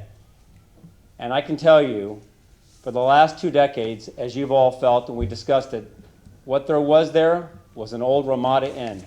As I'm telling people, we want to bring tech companies and create jobs for the 80,000 who live in the university area. What the companies would see when they would drive through and come through our gateway, and I consider Bush and 275 the gateway to the Innovation District, what they would see would be an old derelict Ramada Inn just sitting there. And I prayed for the day when someone would buy it and do something. And I tell you, I was jumping for joy. I was at the Tropicana car wash and I looked across the street and I'm like, oh my gosh, what's happening? And the owner, a nice gentleman, says, they're tearing it down. And I got to find these guys and bless them and thank them for just tearing it down. Thank you. But then when I heard that there were plans, and risky plans, to put something really iconic at that location, our organization, the Tampa Innovation Alliance, 6 anchor organizations, the University of South Florida, Moffitt Cancer, Advent Health, the University Mall, the VA Hospital, Busch Gardens, and the 230 businesses of our organization again jumped for joy, because we know that we're all judged by what people see when you go by there. And to have a tall, iconic building, hotel, restaurant, pedestrian walkway, this is what we want. We thank you, we respect you, we really are so pleased by what you're doing, and we're going to stand by you 100%. We've talked to Mr. Limmer, we've talked with Hart. Yes, sir, Mr. Suarez, we're going to make sure that our circulator, the RFP has already hit the streets. We're going to have a circulator. We're going to make sure that this is a transit-friendly project and one that looks to the future, not the past. Thank you all. All right, anyone else wish to speak on item number 8? Mr. Singer, you got anything else you want to add? No, sir. Okay, you got a motion from Mr. Miranda, second by Mr. Corn. All in favor of that motion, say aye. Aye. Those opposed? All right, where we at? Ms. Suarez. Thank you, Chair. I present an ordinance for first reading consideration, an ordinance rezoning property in the general vicinity of 820 East Bush Boulevard in the city of Tampa, Florida, and more particularly described in Section 1 from zoning district classification CI, commercial intensive, to PD, planned development, hotel, residential, multifamily, restaurant, business, professional, office, providing an effective date and including the waivers that have to be added between first and second reading, except for waiver number 6, which has been removed by staff, and the revision sheet as presented by staff. Okay, we got a motion from Ms. Suarez, seconded by Mr. Vieira. Any further discussion on the motion? All those in favor of the motion say aye. Aye. Opposed? Motion carried with Capeen being absent. Second reading and adoption to be held on May 16th, 2019 at 9:30 a.m. All right, go to item number 9.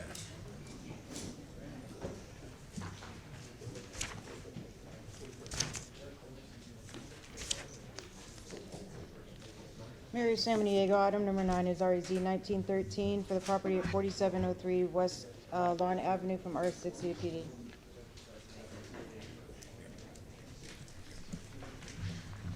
Good evening, council members. Jennifer Malone again with your planning commission staff. This is located in the South Tampa Planning District. It's also within the coastal high hazard area and evacuation zone A. Hart Route 17 serves the area, and Foster Park is the closest public recreational facility. This is an aerial of the subject site. That's Madison Middle School to the north. This is Southwest Shore Boulevard and South Manhattan, and this is West Lawn where the subject site is located. It's a lot of single-family detached in the surrounding area. The adopted future land use is residential 10. We have community mixed use 35 along South Manhattan and residential 35 along Southwest Shore Boulevard. We did find this consistent with the comprehensive plan. We did a density analysis of the street and the subject site. We found that this would bring this subject site up to an overall density of 6.25 units per acre, and the maximum under this future land use category is 10. We did find that this would be in similar form, height, and scale of the surrounding residential uses, and that it would be comparable and compatible and consistent per the policy guidelines of the comprehensive plan. And that concludes my presentation.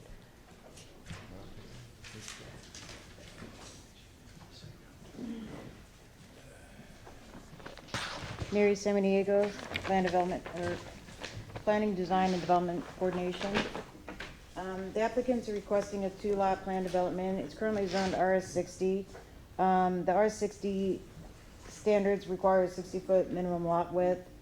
The code, there's a specific code provision which I provided for you in finding number 1 of their staff report. It says 50% of the lot area has to maintain the 60-foot lot width.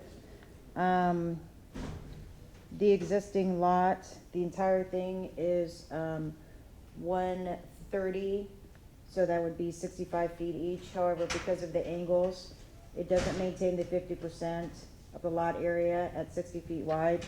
Therefore, in order to subdivide the property, they're requesting a plan development to allow for a smaller minimum lot width deeper into the lot. There are no waivers requested or required with this application, and there just are one correction for land development and one for natural resources. So the development compliance staff found this consistent with the land development code. Any questions from council? The applicant?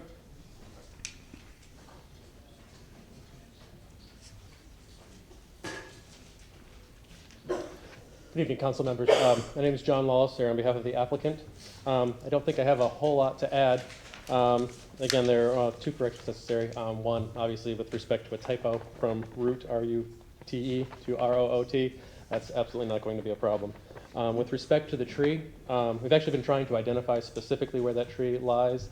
Obviously, we can see it, but we haven't had an accurate boundary survey to determine whether or not that is in fact a boundary tree.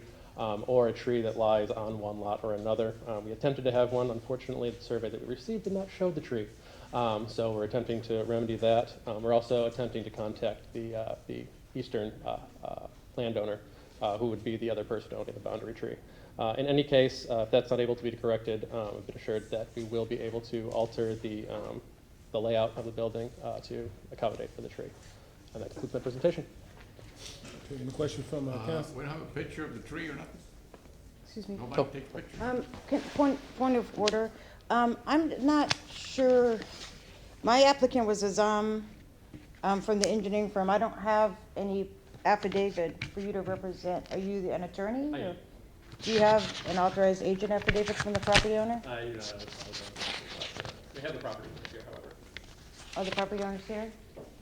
Legal, how would you like to proceed?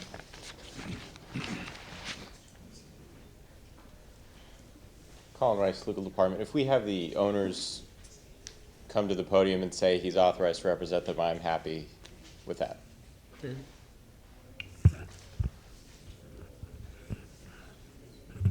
All right, the owners? Well, husband and wife are debating. Yeah, yeah. You may have been fired and you don't even know it. Look up my time truck. Did he get? Yeah.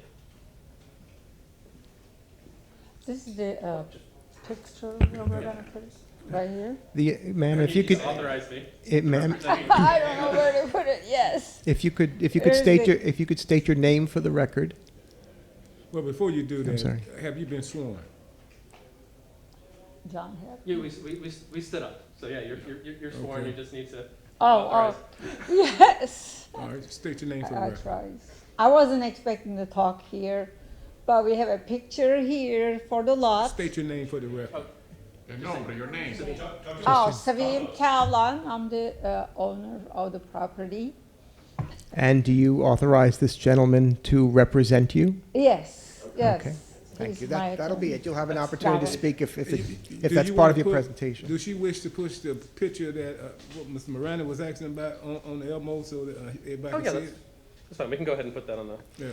And Counselor, if you can, Counselor, Right sir, here. before you go any further, if you can, for the purpose of the clerk, could you give your full name and your office address, please, for the record?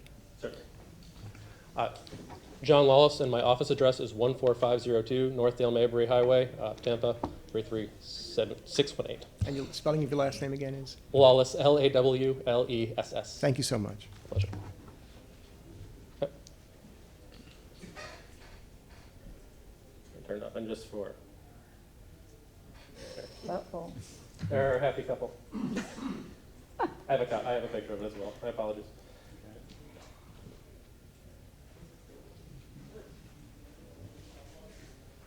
there is a picture of the tree in question. You can see that it right on the property, or at least the fence line. We're trying to determine precisely where the fence lies and where the tree lies, but it's this tree right here that would be potentially interfering. So.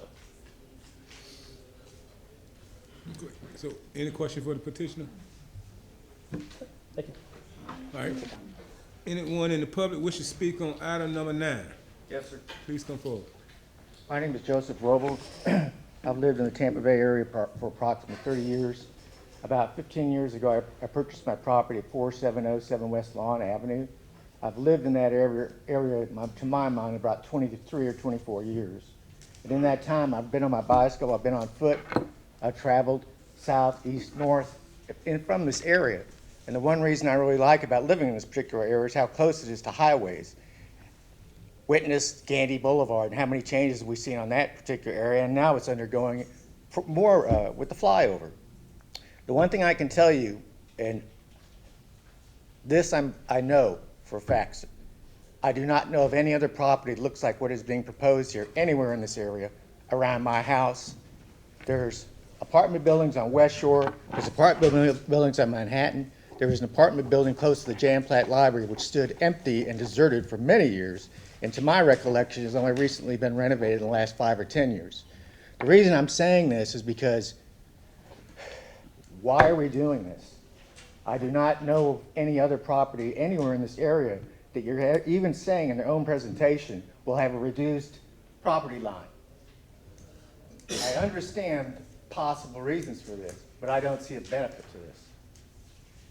The home going up next to my home is about 1,600 square foot. That home is going to be 3,300 square foot.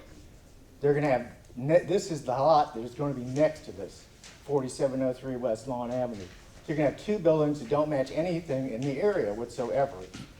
Over a 3,000 square foot brand new structure next to my 1,600 foot home, and next to another home, it's about 1,200 square feet. Gentlemen, I'm not here to criticize. You understand progress is important. However, what I'm saying is this: we can do many things, but to what end are we doing this? What precedent are we setting by now having reduced lot sizes, putting two homes where there should have only been one since the 50s? Almost all these homes were built, for my understanding again, people who worked at McDill 50 years ago. The houses are very small, the bedrooms are very small, the closets in these houses are very small. There's reasons for that. It was a different time when this was built. And certainly there's a reason for progress, but to what end and to what benefit? I don't see it, and I just don't understand. But I thank you for your time, and I appreciate it. Thank you. Okay. All right, anyone else wish to speak on item number 9? Is the lawyer question? Mr. Chair. Both of these lots, in order to meet the RS-60 criteria, perhaps I'm going to ask Ms. Samaniego this question. In order to meet the criteria, you have to have 5,000 square feet of surface space on the lot, correct? 5,000 square feet. No, sir, it's 6,000 square feet. 6,000 square feet. Each lot Okay. proposed has 600 square feet. Okay, so okay, 6,000 is the minimum, right? Yes, sir. Okay. So we've got one that's 7414, and the other one 6565? Yes. So the only issue is the where the tapering actually happens. Yes, the only issue, it's my professional opinion, the only issue with this is the shape of the lot. It's on a curve, as you can see, and it was originally platted like that. So it was kind of platted as a trapezoid to begin with because of the curve of the road. The property next door is in a similar situation. You can see it tapers down. So that's just, and these properties on the street to the back have a reverse because they're on a cul-de-sac. So whenever a road tends to curve, you get irregular trapezoidal shapes. Thanks. Thank you. So in essence, the lot on the other side or the opposite. Okay. Anyone else wish to speak on item number 9? Would you like me to respond? Yeah, go ahead. Responding to the concerns with respect to how far we allow this to go, again, there is the impact on density is well within the tolerances for the area. We're below 7, the tolerance is 10. Again, the lot sizes are consistent. Really, the only reason that it is even necessary to seek the approval is because of the tapering of the lot toward the back. We're not seeking to build any multi-story residences. We're seeking to build single-family residences consistent or slightly larger with the size in the area, not with respect to height, just with respect to square footage. Again, to the point of a degree of modernization, I think it would be appropriate to consider as the area is an aging area. Aside from that, I don't find that it would be inconsistent with, again, the use or the character of the area. It's simply 2 single-family residences occupying the same space, again, with a minor issue as to the tolerances in the rear of the tapering lots. Okay, any questions for the petitioner? Can I get a motion closed? So moved. Second. All right, got a motion from Mr. Maniscalco, seconded by Mr. Cohen. All in favor of the motion, say aye. Aye. Opposed? Mr. Cohen. Thank you very much, Mr. Chair. I move an ordinance being presented for first reading consideration, an ordinance rezoning property in the general vicinity of 4703 West Lawn Avenue in the city of Tampa, Florida, more particularly described in Section 1 from zoning district classification RS60, residential single-family to PD plan development, residential single-family detached, providing an effective date. All right, got a motion from Mr. Cohen, seconded by Mr. Vieira, and any further discussion on the motion? All those in favor of the motion, say aye. Aye. Opposed? Motion carried with Capeen being absent. Second reading and adoption to be held on May 16th, 2019 at 9:30 a.m. All right, go to item number 10. Mayor Samaniego, REZ 1919 for the property located at 2015 North Central Avenue and 2010 Lamar Street from RM24 to PD for multifamily residential. Jennifer Malone with your Planning Commission staff. This is located in the Central Tampa Planning District within the Tampa Heights Urban Village. There's a transit stop about 230 feet to the south of the subject site. It's served by Route 5. Fernando Mesa Park is located about 1,000 feet to the west of the subject site. That's the closest public recreational facility, and this is not located within an evacuation zone. Here's an aerial. It's 2 parcels located along Central and Lamar. Let's see.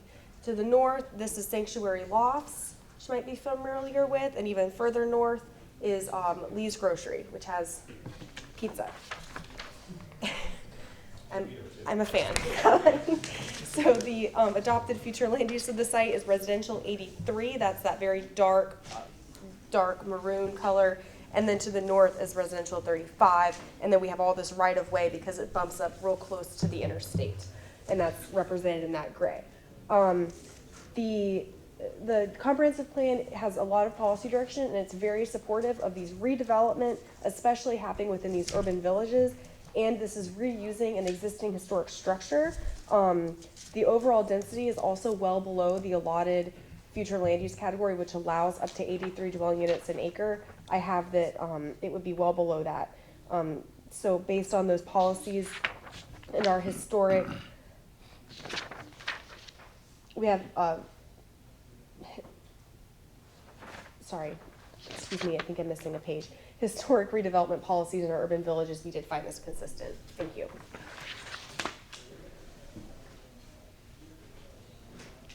Mary Samaniego. Jennifer showed you an aerial of the subject property. Here's a zoning map. It's currently zoned RM24.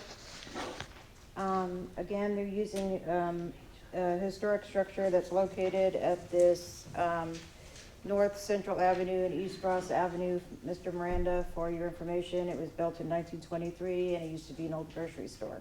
Just before I was born. Thanks. Maybe your family went there. They are proposing to reuse the historic structure for 10 dwelling units. That's what you get for calling. It's very funny, Mr. Clerk. Here's the existing structure. I'll show you a picture, so we'll just, if you're all familiar with it. Here's the existing structure. Here is what it looks like from Ross, from Lamar, vacant green space. To the north is Sanctuary Lofts, a similar project where they took a historic structure and converted it into residential units. This is to the south of the property. The applicants required 2 waivers with this application. The second one is to reduce the required use-to-use buffer. Multifamily up against a single-family house has required a 5-foot buffer because of the existing stairs that are existing and required for the multifamily use. This goes right up to the property line, so that would reduce the required use-to-use buffer from 5 feet to 0 feet. And then there are a series of historic homes in the surrounding area. And again, this is the Tampa Heights Community Center across Lamar. That's up against the highway.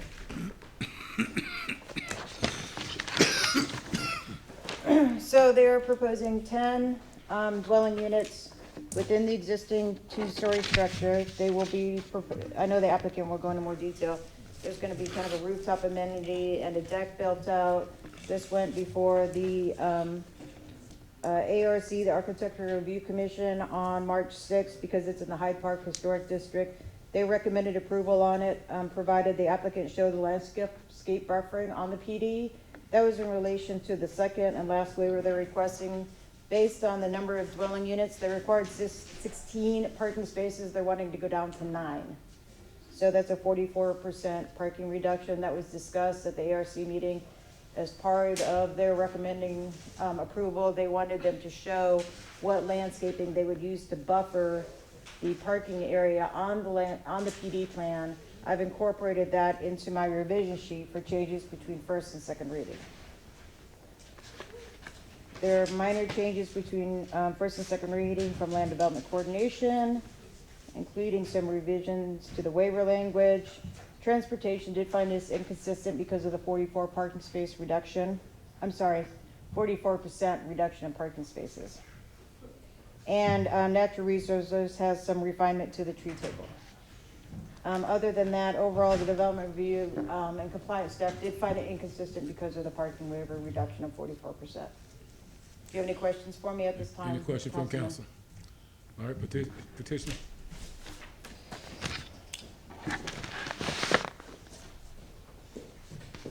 J.B. Bricklemeyer, Joseph Bricklemeyer Law, 3902 Henderson Boulevard. I'd like to briefly review a couple things with the site. As Mary said, we've had many discussions between the planning folks and the local community to try to make sure we're doing this correctly. The plan is to not change anything on the current site. That's the reason for the reduction in parking. It also allows us to maintain the green space requirement without having to do anything additional. So that's the main thing with the parking piece. I'm going to show you a couple of historic pieces. As you can see, we've also added an ADA space, which wasn't originally provided, but by staying with the currently paved area, we're able to put an ADA space in there as well. So I'm going to go with what it looked like with no comments about council. And we'll show you what we hope to get it back to. So that's what it looked like back in the day. You can see the vehicles parked on the street, and that's one of the things that came up at the ARC meeting was that on-street parking, even though we're asking for a parking reduction of 44%, that on-street parking is a common occurrence even back to the 1930s when these photos were taken.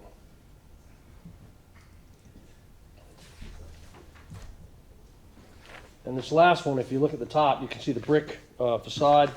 That in the renovations that were done a number of years back, that brick facade is no longer there, or at least it doesn't look like it's there.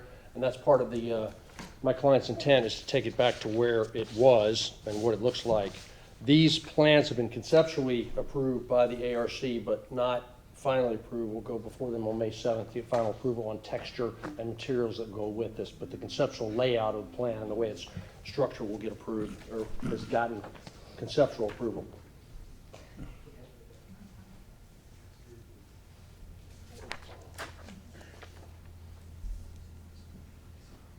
So you can see the potential rooftop and the outdoor spaces being added.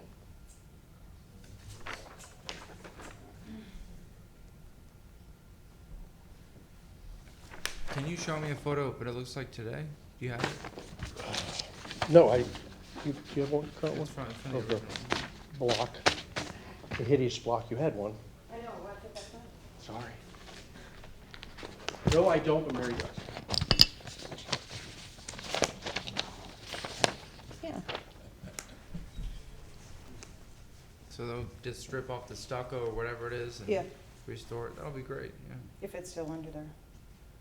Yeah, all right, thanks. Yeah, there's a, and you can barely see it, there's a brief set, it's hard to see on there.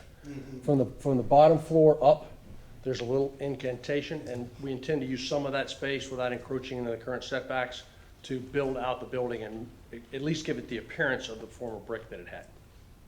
All right. That's subject to ARC approval on the materials we're using, that's why we've got to wait till May 7th for them to give us the feedback on that.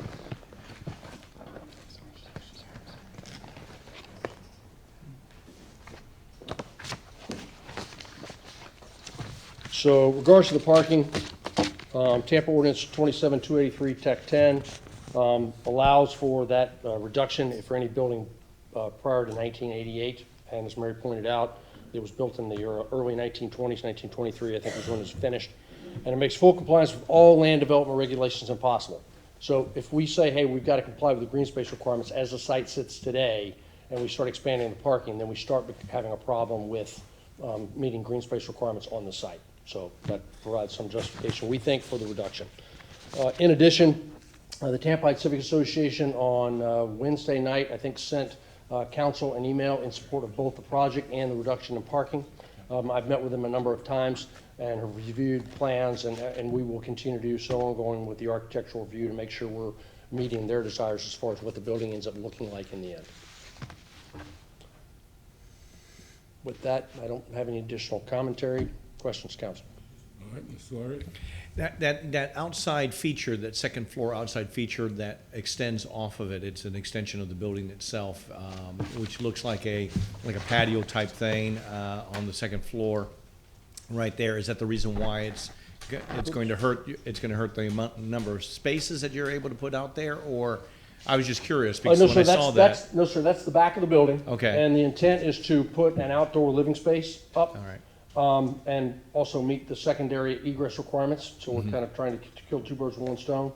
So we'll get a nice living space out there, potentially shared amongst the entire condo association or potentially for those residents. We haven't exactly sorted that out. And we'll park underneath that. So the ADA space, those doors on the bottom you see right here at the bottom of the chart, that's where the ADA parking space is. Yeah, that's what I was thinking. It looks like it takes up some of that space a little bit, because of the way that you've done it. But, sometimes you have to, take away parking in order to improve the building itself. And so that's what I was looking at. Actually, we don't lose any parking space. You don't lose any, huh? No, sir. Okay. Because we're gonna, that set of stairs coming down this side is gonna offset, as you can see, it comes out a little bit here. It's a little hard Got to it. see on the picture. It comes out there. So that's gonna be in that zero lot line setback that Mary was alluding to, that we have requested a waiver because of the current staircase that's already in that setback. Mhm. Perfect. Okay, thank you. All right, any other questions to the applicant? All right, anyone in the public wish to speak on item number 10? Move to close. Second. All right, got a motion from Mr. Miranda, second by Mr. Maniscalco. All in favor of that motion, say aye. Aye. Opposed? All right, Mr. Cohen? Yeah. Mr. Maniscalco? Okay. All right, I have an ordinance being presented for first reading consideration, ordinance rezoning property in the general vicinity of 2015 North Central Avenue and 2010 Lamar Street in the city of Tampa, Florida, more particularly described in section 1, from zoning district classification RM24 residential multifamily to PD plan development residential multifamily, provided an effective date. Second. All right, got a motion from Mr. Maniscalco, second by Mr. Miranda. Any further discussion on the motion? All those in favor say aye. Aye. Opposed? Motion carried with Capeen being absent. Second reading and adoption to be held on May 16th, 2019 at 9:30 a.m. All right, item number 11. Mary Samaniego, REZ 1920, for a property located at 2736 West Spruce Street from PD to RS50. Good evening, council members. This is located in the Central Tampa Planning District. It's within the West Tampa Urban Village. There is a transit stop, but it's located about a quarter mile away at the intersection of North Howard and West Walnut Street. The McFarland Park is approximately 300 yards west of the site, and it's within the level E evacuation zone. The subject site comes in, is highlighted, and it's outlined in the purple to the north. And this is the West Tampa Elementary School, and the surrounding is residential. And this is North Habana and West Spruce.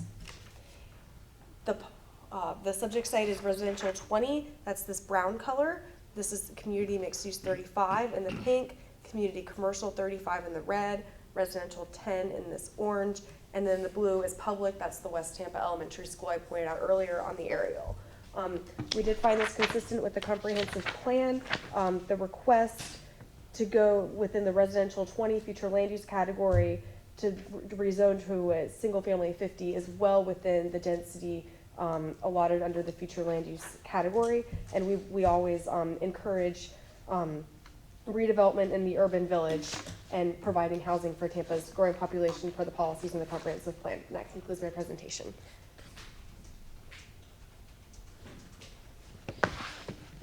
Mary Samaniego, Land Development Coordination. As I stated, here's a zoning map that shows the subject property in green. The surrounding areas to the east, west, and north are RS50, and then to the south is CN. This property was rezoned in 2004 for Z04. 148 was the case number, to construct a semi-detached residential structure. Because it's a PD, it's site plan specific. The current applicant does not want to develop that project, that semi-detached structure. So in effect, he's wanting to convert this property back to a single-family zoning district, RS50. It is a Euclidean rezoning. There are no site plans to review nor waivers. Any development that was to occur on this property, if it were to be rezoned, would have to comply with all of the RS50 zoning district standards. The lot is 50 by 100, and that meets the minimum standards. And the development review and compliance staff found this consistent with the City of Tampa Code of Ordinances. Do you have anything for me? Any questions from council to staff? Don't see that. Thank you, sir. All right, applicant. Good evening, Mr. Chairman. Good evening, council member. My name is Aymer Buslimi, 9812 Morris Glen Way, Temple Terrace, Florida, 33637. I don't have much to add. We want to bring it back to RS50 like it was before. Okay, any questions to the applicant? All right, anyone in the public wish to speak on item number 11? Move to close. Second. All right, got a motion from Mr. Miranda, second by Mr. Maniscalco. All in favor of that motion, say aye. Aye. Opposed? Mr. Miranda, would you? Thank you, Chairman. Move item number 11, file number REZ 19-20. Move an ordinance presented for first reading consideration. An ordinance being rezoning property in the general vicinity of 2736 West Cypress Street in the city of Tampa, Florida, where particulars described from section 1 zoning district classification PD plan development semi-detached single-family resident to RS50 single-family, providing an effective date. Got a motion from Mr. Miranda, second by Mr. Vieira. Any discussion on the motion? All those in favor of the motion, say aye. Aye. Opposed? Motion carried with Capeen being absent. Second reading and adoption to be held on May 16th, 2019 at 9:30 a.m. All right, we go to the final item for the night. 12, item number 12.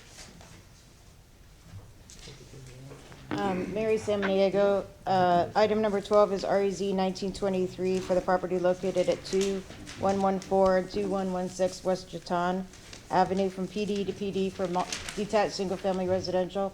I do believe some of the party did come in late, so I'm not sure that they've been sworn in. Okay, if anyone in the audience that plan to speak on item number 12 and you have not been sworn, please stand to be sworn in. If you have not been sworn in, please stand to be sworn in. Please raise your right hand. Do you swear or affirm to tell the truth, the whole truth, and nothing but the truth?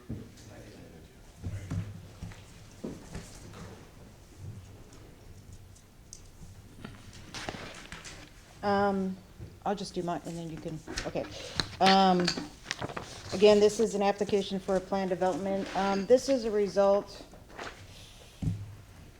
of a historic house move.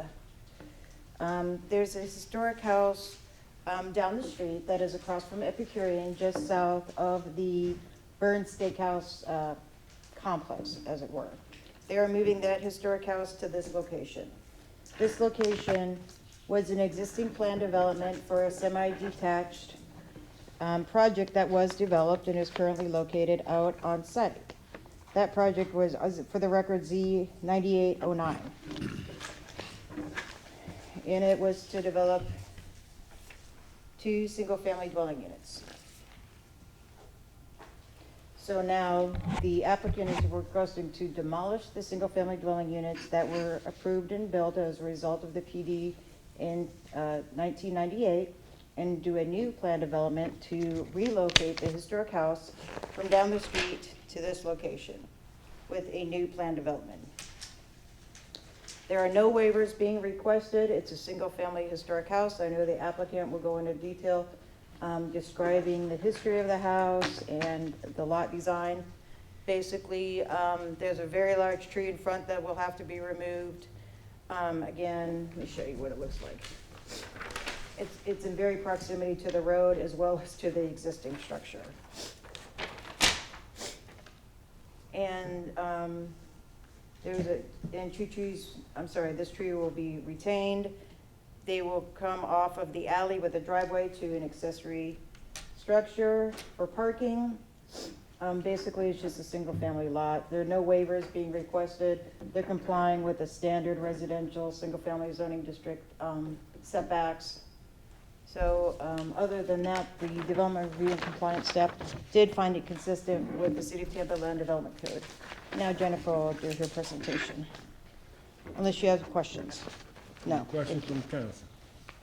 See none. Thank you, Mary. Jennifer Malone with the Planning Commission. I wanted Mary to provide some background because it would help when I point out some policies.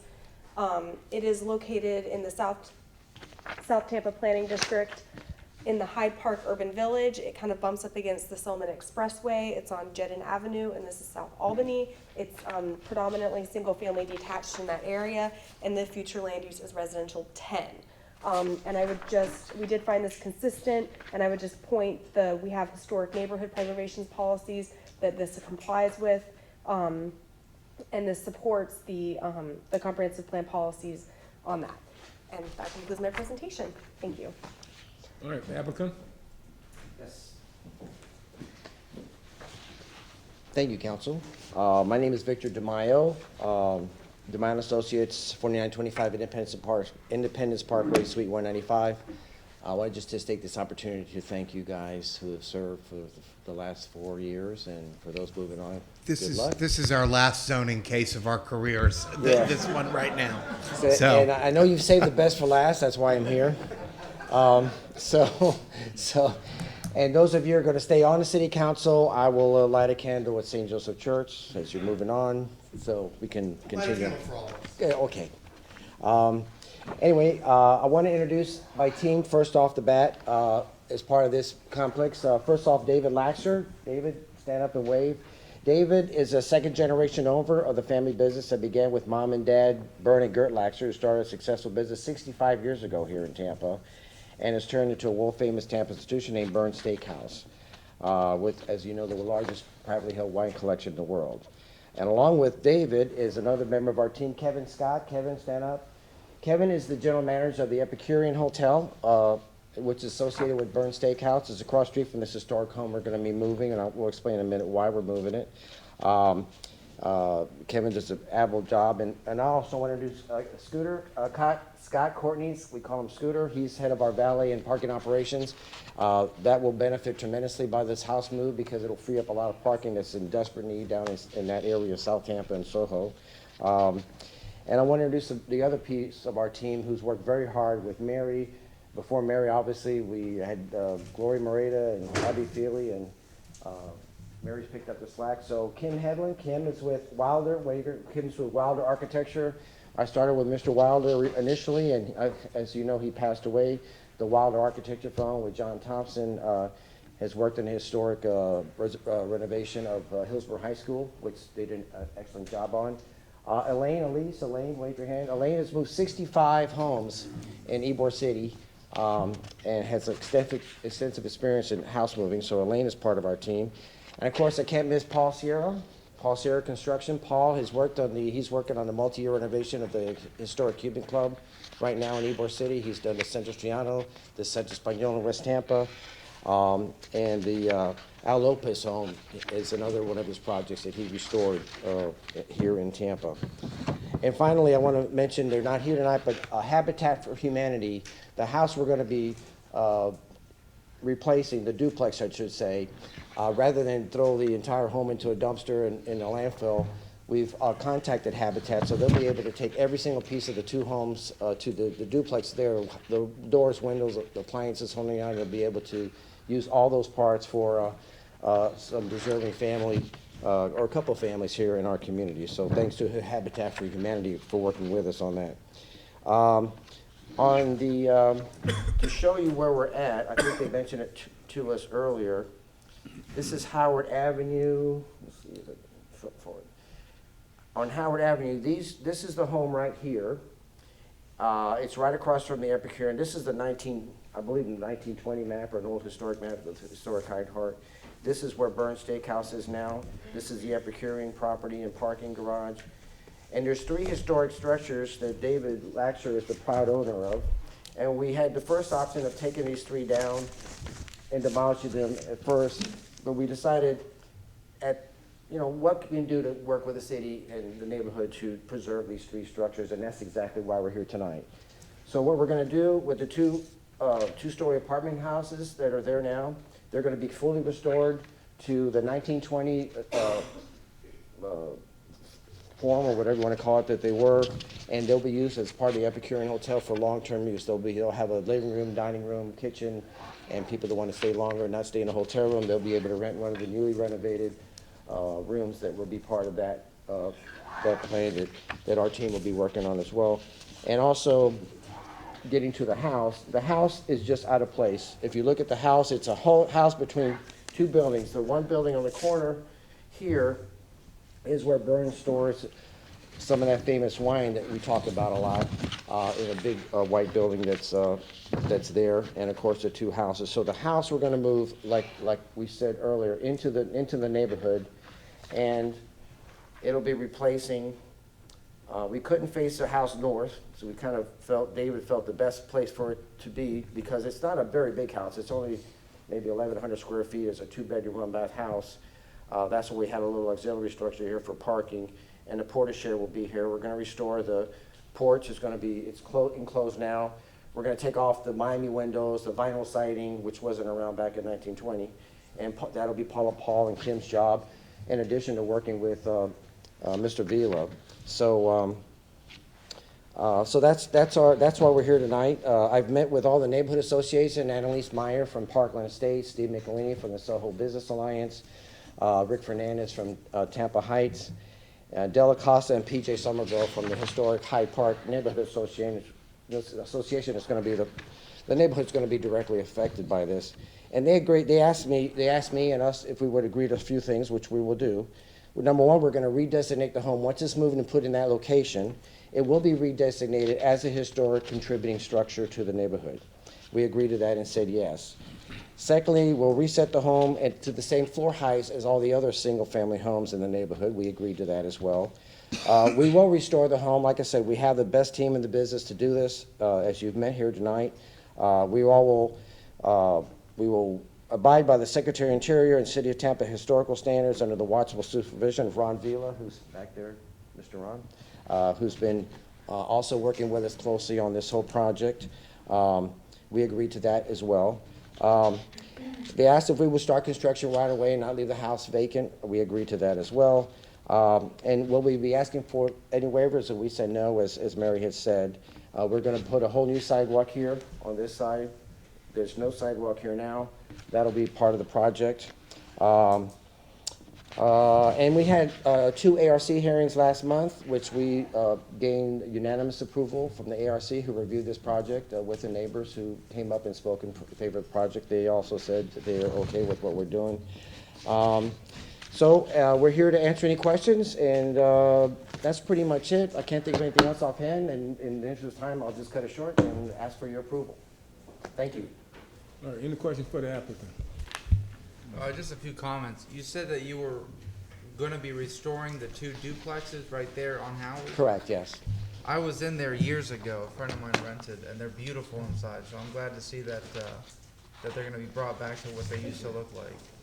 If you haven't been inside, wood floors and stuff, so. Yes, that's part of the overall project, and, again, Scooter's gonna get a few more parking spots that are desperate in South Tampa, especially on Howard to park, so. Yeah, but you maintain the historical integrity of that area. so. Yes, thank you, yes, that's part of the plan, that's what we're planning to do, so. Okay, anyone else? Anything else? Anyone in the public wish to speak on item number 12? Second. We got a motion from Mr. Miranda, second by Mr. Maniscalco. All in favor of the motion, say aye. Aye. Opposed? All right, Mr. Ware. Thank you, Mr. Chair. I move an ordinance being presented for first reading consideration, an ordinance rezoning property in the general vicinity of 2114 and 2116 West Jetton. Jeton. Sorry. I was. That's the South Tampa pronunciation. I was raised in Temple Terrace. I was raised in Temple Terrace. She said Jeton, pardon me, all over Avenue in the city of Tampa, Florida, more particularly described in Section 1 from Zoning District Classification PD, Plan Development Residential Single Family, Semi-Detached to PD, Plan Development Residential Single Family Detached, providing an effective date. Second. Got a motion from Mr. Vieira, second by Mr. Miranda. Any further discussion on the motion? All those in favor of the motion, say aye. Aye. Opposed? Motion carried with Capeen being absent. Second reading and adoption to be held on May 16th, 2019 at 9:30 a.m. All right, we go to information and reports. Yes, ma'am. Yes, ma'am.